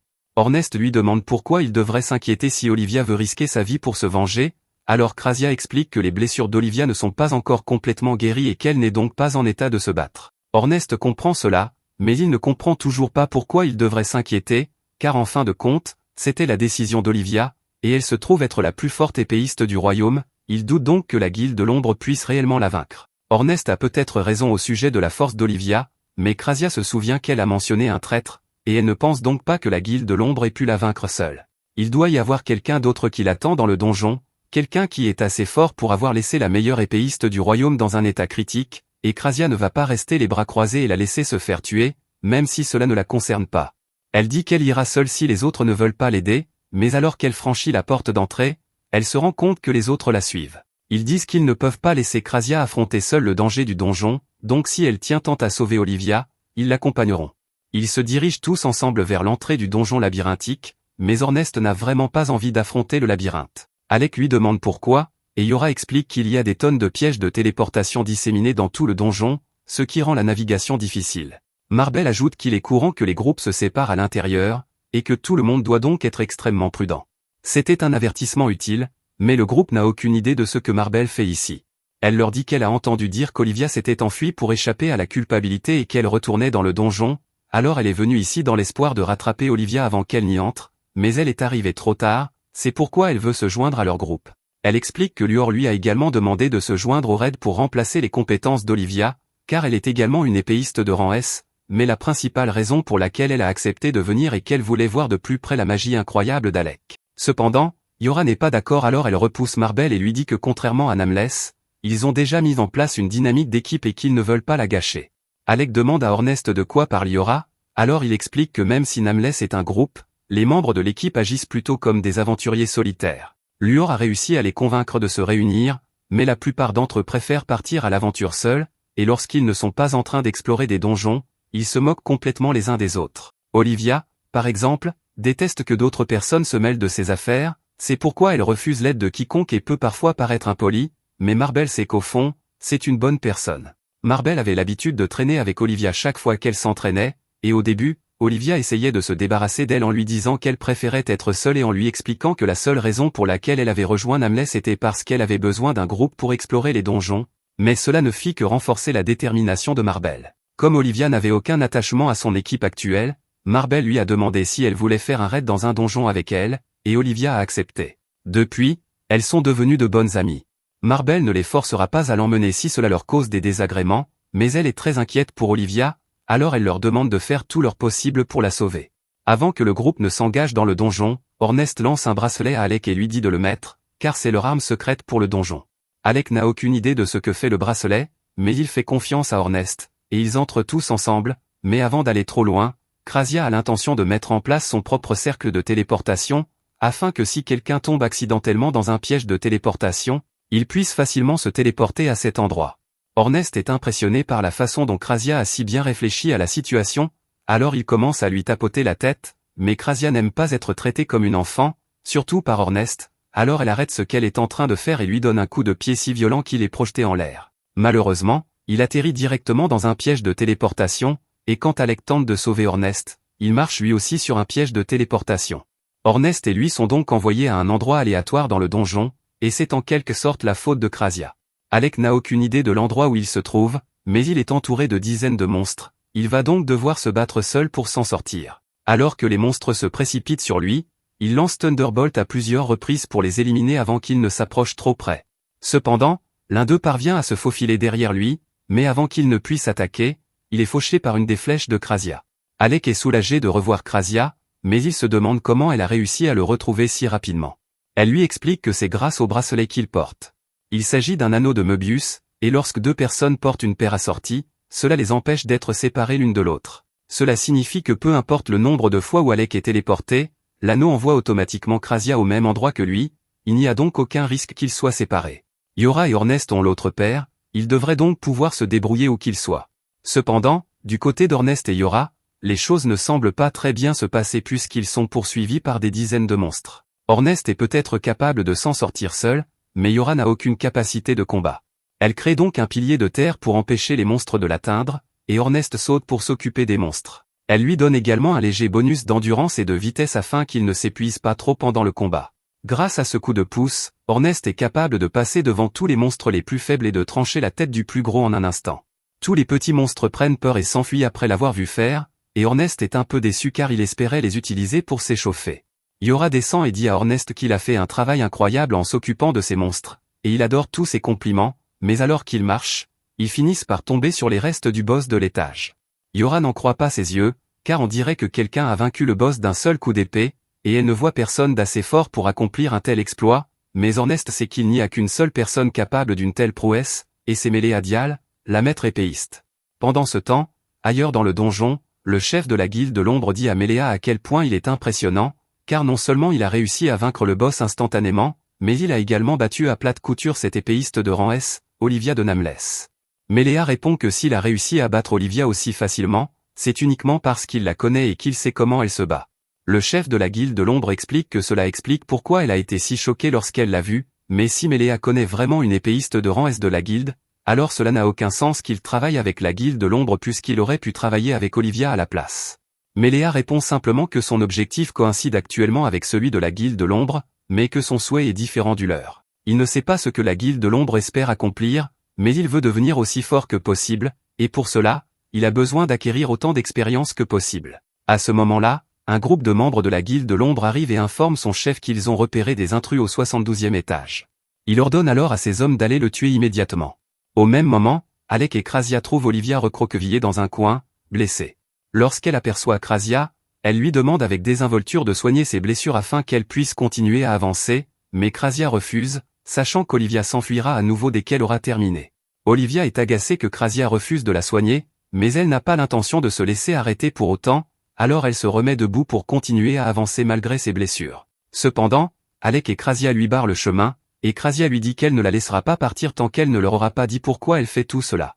Elle lui demande si cela a un rapport avec la guilde de l'ombre, mais Olivia ricane et répond qu'il est impossible qu'elle perde face à la guilde de l'ombre. La personne qu'elle recherche est son ancien professeur, et elle veut le tuer car c'est lui qui a laissé mourir sa mère. Elle active alors un piège de téléportation pour échapper à Alec et Krasia, mais ceux-ci remarquent son intention et parviennent à atteindre le cercle avant qu'il ne s'active, les envoyant tous les trois au cœur d'un repère de monstres. Ils sont complètement encerclés, alors Alec se précipite pour éliminer quelques monstres, mais ils sont trop nombreux pour qu'il puisse s'en sortir seul. Krasia décide de soigner Olivia afin qu'elle puisse se battre, et elle lui dit qu'elle peut créer un cercle de téléportation pour les faire sortir de là, mais que cela va prendre un certain temps, et qu'elle a donc besoin qu'Olivia et Alec retiennent les monstres. C'est tout ce qu'Olivia avait besoin d'entendre, alors elle se précipite pour rejoindre Alec dans le combat. Mais bien qu'Alec soit un bon épéiste, il a encore des lacunes, et dans ce cas précis, il ne parvient pas à atteindre le point faible des monstres, il doit donc battre en retraite. Olivia, en revanche, ne semble avoir aucun mal à trancher la tête des monstres. Lorsqu'elle se rend compte à quel point Alec est en difficulté, elle lui dit qu'il doit s'entraîner plus souvent, car un épéiste de rang S comme lui ne devrait pas avoir autant de mal à combattre des monstres comme ceux-ci.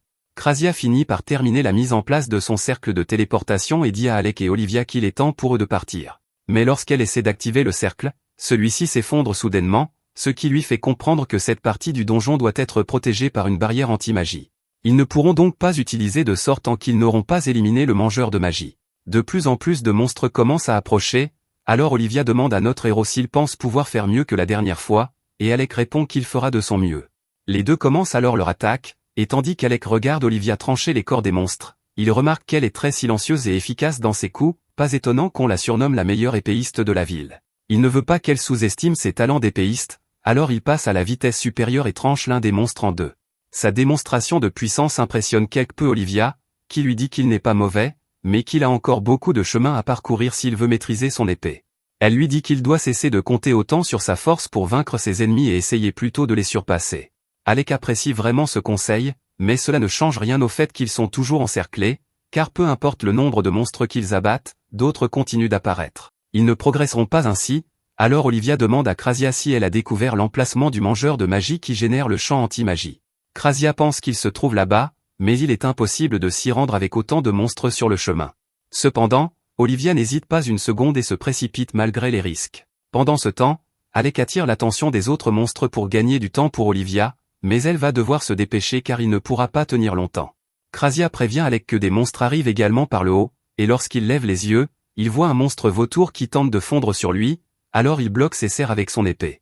La force du vautour est si intense qu'elle manque de faire céder le sol sous ses pieds, mais il parvient à tenir bon et à le repousser. Cependant, le vautour revient à la charge, et il doit encore s'occuper des autres monstres présents, il est donc sur le point d'être submergé. Heureusement, il parvient à piéger le vautour pour qu'il élimine l'un des grands cyclopes, ce qui lui fait un monstre de moins à affronter, mais le vautour reste un gros problème pour lui. Pendant ce temps, Olivia continue de se diriger vers le mangeur de magie, qui s'avère être ce monstre squelette. Lorsqu'elle s'en approche, elle le poignarde à la poitrine et détruit sa ceinture, ce qui devrait faire disparaître le champ anti-magie. Olivia crie à Krasia de commencer à créer un autre cercle de téléportation. Pendant ce temps, comme Alec peut désormais utiliser sa magie, il lance un sort de foudre quintuple pour incinérer tous les monstres d'un seul coup. Ils se précipitent alors tous vers Krasia avant que d'autres monstres n'apparaissent, et ils sont tous téléportés hors du nid des monstres. Maintenant qu'ils sont en sécurité, Olivia demande à Alec pourquoi il ne lui a pas dit qu'il était un mage plutôt qu'un épéiste, car elle se sent maintenant idiote d'avoir critiqué ses compétences à l'épée plus tôt. Mais Alec lui répond que ses conseils lui ont en fait été très utiles et qu'il prévoit de s'entraîner à l'épée une fois qu'ils seront de retour en ville, mais que pour l'instant, tout ce qui compte, c'est que tout le monde soit en sécurité. À ce moment-là, Krasia les interrompt et lui dit que même si Olivia semble en bonne forme pour l'instant, la magie de guérison n'est pas parfaite, et que si elle continue à se battre ainsi, ses blessures ne tarderont pas à se rouvrir et elle se retrouvera à nouveau dans un état débilitant. Krasia se souvient qu'Olivia a mentionné qu'un traître avait tué sa mère, et elle lui demande si elle serait disposée à donner plus de détails à ce sujet. Elle se confie et leur raconte l'incident qui s'est produit lorsqu'elle était encore enfant. Après la mort de sa mère aventurière, elle s'est retrouvée seule au monde, mais c'est alors que Méléa l'a recueillie. Il a commencé à lui apprendre à manier l'épée, et jour après jour, Olivia a progressé. Elle pleurait toujours la perte de sa mère, mais Méléa était comme un père pour elle, alors elle allait toujours le voir pour trouver du réconfort. Cependant, tout a changé le jour où il lui a révélé la vérité. Ils étaient en train de piller un donjon ensemble, et Olivia venait de lui montrer ses nouvelles compétences. Il lui a dit qu'elle était devenue incroyablement forte, mais l'instant d'après, il l'a abattue sans aucune explication. Puis, alors qu'elle gisait mourante sur le sol, il s'est penché vers elle et lui a avoué que c'était lui qui avait tué sa mère. Lorsqu'Olivia a enquêté, elle a découvert que Méléa faisait en fait partie du groupe de sa mère, il est donc possible qu'il l'ait vraiment tué. Le fait qu'Olivia ait passé la majeure partie de sa vie à admirer l'homme qui a pris la vie de sa mère était trop difficile à supporter pour elle, elle a donc essayé de se venger de lui depuis, mais il a pratiquement disparu de la surface de la terre. Les cicatrices sur son dos lui rappellent la trahison de Méléa et la poussent à se venger, mais à part cela, elle n'a plus rien. Alec comprend ce qu'elle ressent, car après avoir été renvoyé de la cour royale, il avait l'impression de n'avoir plus aucune raison de vivre, mais ses amis lui ont montré que ce n'était pas vrai, et il est sûr qu'il en va de même pour Olivia. Olivia lui dit qu'elle n'a pas d'amis, mais Alec lui répond que Luor et Marbel semblaient vraiment se soucier de son bien-être. Elle sait que ces deux-là voulaient vraiment l'aider, mais elle ne pouvait pas les laisser s'impliquer, car même si elle veut se venger, elle est également bien consciente de la terrifiante maîtrise de l'épée de Méléa. Mais dans ce cas, Alec et Krasia lui proposent de l'aider à assouvir sa vengeance. Ailleurs dans le donjon, Ornest et Yora continuent de progresser dans les couloirs sinueux, mais ils n'ont aucune idée de l'endroit où ils se trouvent, car Ornest n'a cessé de tomber dans des pièges de téléportation. Yora est toujours un peu inquiète du fait que Méléa ait réussi à vaincre un boss d'étage d'un seul coup. D'après ce qu'Ornest sait de lui, il a probablement déjà atteint le dernier étage, et il ne serait pas surpris qu'Olivia soit déjà en route pour l'affronter. À ce moment-là, Ornest entend des bruits de pas approcher, alors il attrape Yora et lui dit de rester silencieuse pendant un moment.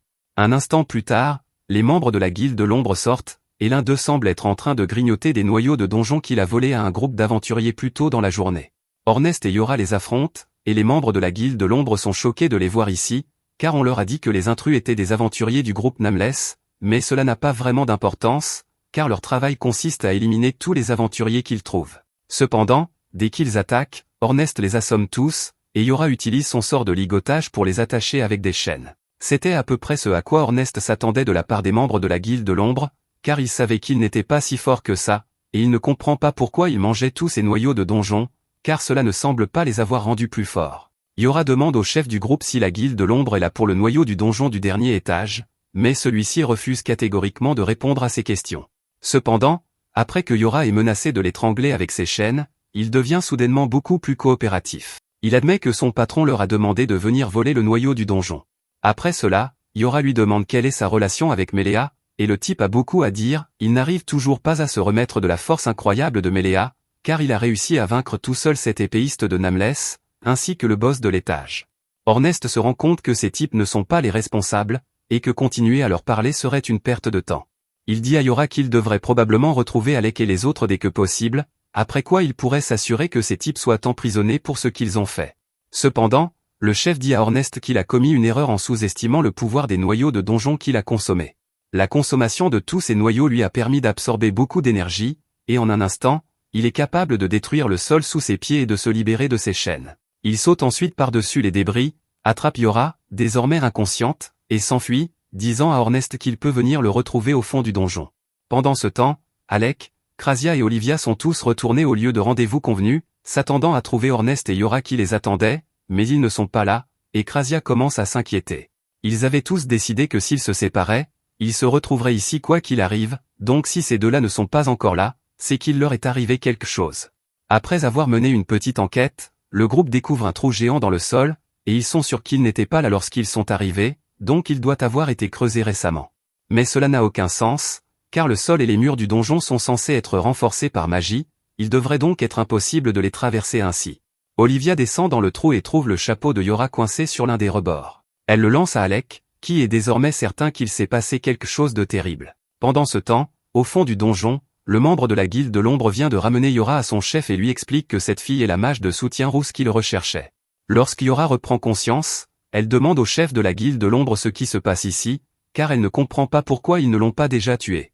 Gloria répond qu'il a ses raisons de la laisser en vie, mais qu'il n'est pas du genre à se lancer dans un monologue sans raison, elle devra donc rester dans l'ignorance.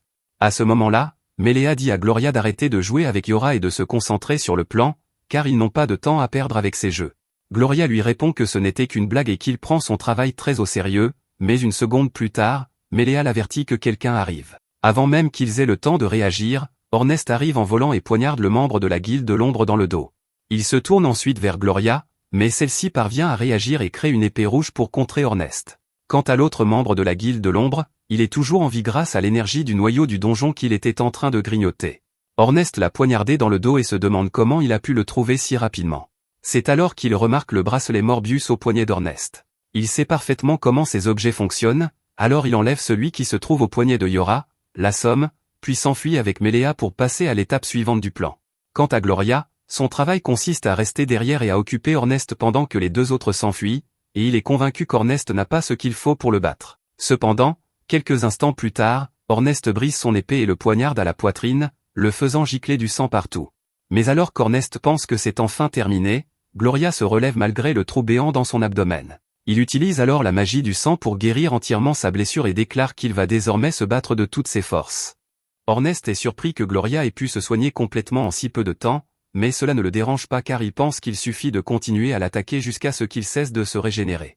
Cependant, alors qu'Ornest poignarde Gloria à la poitrine, celui-ci éclate de rire, car Ornest vient de commettre la pire erreur possible. Il attrape la lance et la retire de sa poitrine, expliquant que sa magie hérétique du sang lui permet non seulement de régénérer son corps avec son propre sang, mais aussi de devenir plus forte à mesure qu'il subit des dommages.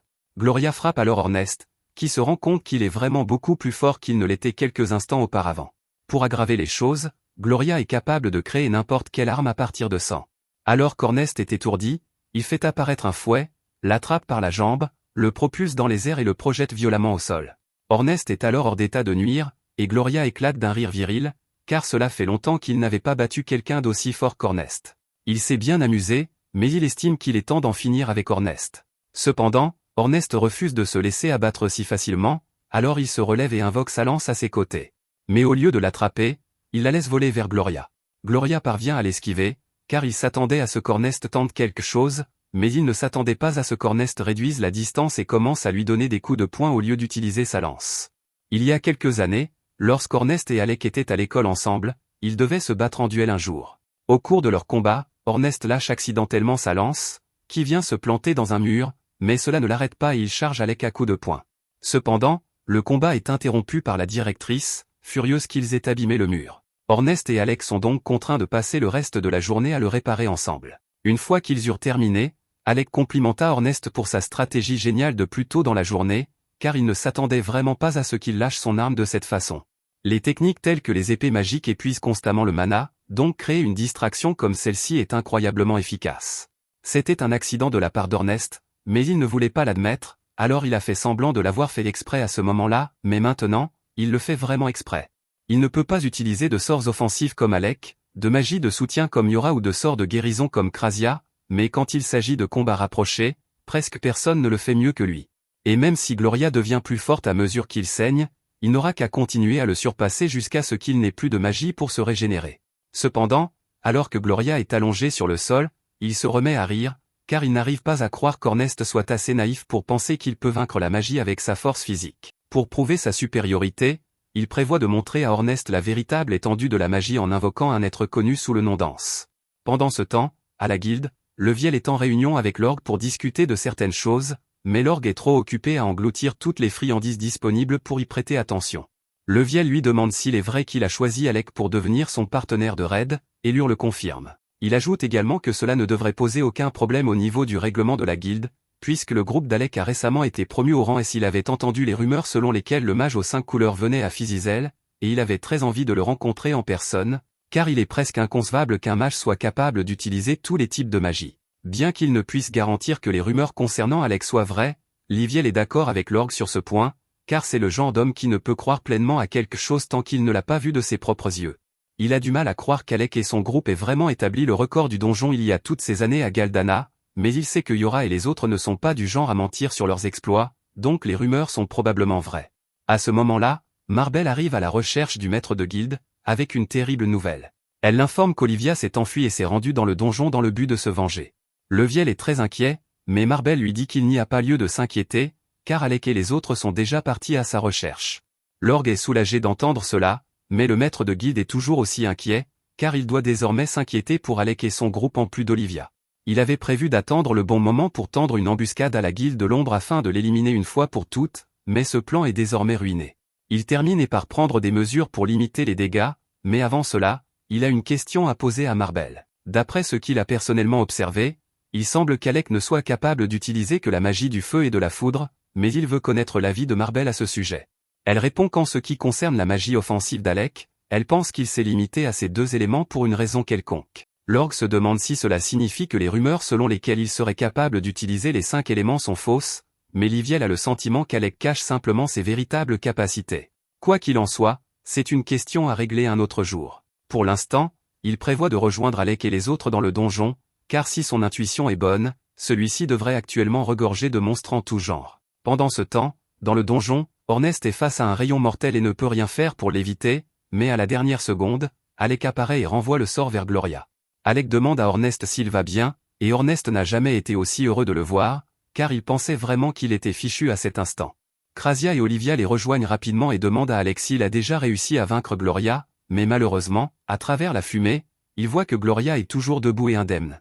Olivia reconnaît sa magie du sang et sait qu'elle est difficile à contrer, alors elle propose d'aider Ornest à le vaincre, mais Ornest répond qu'ils ont des problèmes plus importants à régler pour le moment. Il leur dit qu'il y a peu, Yora a été kidnappé par l'un des sbires de la guilde de l'ombre et Mélie, et qu'il ne sait pas ce qu'ils lui veulent, mais qu'ils l'ont appelé par son nom. Il a entendu les membres de la guilde de l'ombre dire qu'ils la cherchaient depuis un certain temps. En ce moment, ils emmènent Yora au cœur du donjon, et il ne sait pas ce qu'ils comptent faire là-bas, mais cela ne présage rien de bon. Krasia commence à soigner certaines blessures d'Ornest et demande à Alec de rester ici avec lui pour combattre Gloria pendant qu'elle et Olivia partent à la recherche de Yora, mais Gloria refuse de les laisser faire et lance une nouvelle salve de rayons mortels. Cependant, Alec les renvoie une fois de plus vers lui, créant un nuage de poussière qui sert de couverture parfaite à Olivia et Krasia pour se faufiler. Olivia parvient même à renvoyer la lance d'Ornest vers lui, et Gloria est furieux que d'autres s'immiscent dans son combat, mais alors qu'il s'apprête à attaquer à nouveau, il tombe soudainement à genoux, épuisé. Ornest est soulagé de voir cela, car cela signifie que toute la magie que Gloria a utilisée commence enfin à le rattraper, et s'ils peuvent continuer à lui mettre la pression comme ça, il finira par manquer de mana pour se soigner. Au même moment, Levial, l'orgue et Marbel se précipitent tous ensemble dans le donjon, et Leviel leur dit qu'il pense que les cultistes démoniaques sont derrière tout cela. Il s'agit d'une secte au sein de la guilde de l'ombre qui vénère les démons, et parmi eux, il faut être particulièrement prudent avec ceux qui ont un sceau sur le corps, car ces types se moquent complètement de ce qu'ils doivent sacrifier en échange de leur puissance. Pendant ce temps, du côté d'Alec et d'Ornest, Gloria se rend compte qu'il est acculé, alors il décide de tout miser et active son sceau magique. Le sceau lui confère une puissance et une force physique écrasantes, à tel point qu'il parvient à surprendre Ornest et à lui mordre l'épaule avant même qu'Alec n'ait le temps de réagir. Une fois qu'Alec comprend ce qui se passe, Il tente de frapper Gloria avec un sort de foudre, mais Gloria bondit immédiatement en arrière et l'esquive. Il est bien trop rapide pour qu'Alec puisse le viser et le toucher proprement, alors Alec renonce complètement à viser et lance simplement un sort de foudre à large portée. Gloria est pris dans la zone d'effet, et pendant un instant, Alec pense qu'il a peut-être infligé suffisamment de dégâts pour le vaincre, mais Gloria se remet à sourire et dit que toutes les tentatives d'Alec sont féodales. Dans cet état, il peut constamment recharger son mana en utilisant son sang, et Alec n'a aucune chance d'épuiser ses réserves avec des attaques aussi insignifiantes. Gloria commence à lancer coup après coup sur Alec, qui parvient à ériger un bouclier à temps pour les bloquer, mais à ce rythme, Gloria ne tardera pas à le percer. La barrière d'Alec finit par être détruite, mais alors que Gloria s'apprête à l'achever, il remarque qu'Ornest n'est plus derrière Alec. À ce moment-là, nous voyons Ornest se faufiler derrière Gloria. Cependant, Gloria le remarque à temps pour bloquer son attaque surprise, et grâce à son physique amélioré, il est bien trop rapide et fort pour qu'Ornest puisse le suivre dans son état blessé. Gloria commence à se moquer de lui reprochant d'avoir l'audace de se qualifier de génie alors qu'il n'est qu'un inconnu qui a passé toute sa vie à se reposer sur ses lauriers parce qu'il était un gros poisson dans un petit étang. Après la raclée que Gloria lui a infligée, Ornest est couvert de sang et de bleu, et même si Alec veut l'aider, Gloria se tourne vers lui et lui dit qu'il ferait mieux de rester en retrait s'il ne veut pas qu'Ornest meure sur le coup. Cependant, pendant que Gloria se concentrait sur Alec, Ornest a réussi à reprendre ses esprits et à se positionner pour poignarder Gloria à la poitrine avec une attaque chargée de flammes. Ce faisant, il repense à sa jeunesse, lorsqu'il s'entraînait souvent avec son frère aîné. Son frère était bien meilleur que lui à la lance, et Ornest trouvait très frustrant que son frère le batte toujours sans même essayer. Il consacrait tout son temps libre à s'entraîner au maniement de la lance afin de pouvoir un jour vaincre son frère. Un jour, tard dans la nuit, son frère l'aperçut par hasard en train de s'entraîner. Il était fier des efforts qu'Ornest déployait pour le rattraper, mais il souffrait d'une maladie mortelle qui le faisait cracher du sang, et il savait qu'il n'en avait plus pour longtemps à vivre. Cependant, il ne voulait pas qu'Ornest découvre son état, alors il s'éloigna rapidement lorsqu'il fut repéré. Peu de temps après, l'état de santé du frère d'Ornest devint trop grave pour qu'il puisse le cacher, et Ornest fut dévasté lorsqu'il l'apprit. Il cria que son frère ne pouvait pas mourir puisqu'il n'avait pas encore eu leur revanche, mais son frère lui répondit qu'il n'y avait pas besoin de revanche car il savait déjà qu'Ornest allait devenir le plus grand lanceur de javelot au monde. De retour au présent, Ornest perce un autre trou enflammé dans le corps de Gloria, tandis que Krasia et Olivia se dirigent vers le cœur du donjon afin d'intercepter Mélie, et Olivia se prépare émotionnellement à enfin l'affronter. Au même moment, Mélie et le membre de la Guilde de l'Ombre viennent d'arriver à la porte menant au fond du labyrinthe, et lorsqu'ils l'ouvrent, ils découvrent un escalier menant jusqu'au cœur du donjon. Le membre de la Guilde de l'Ombre est très excité et se précipite vers le cœur du donjon, car il adore ce genre de choses.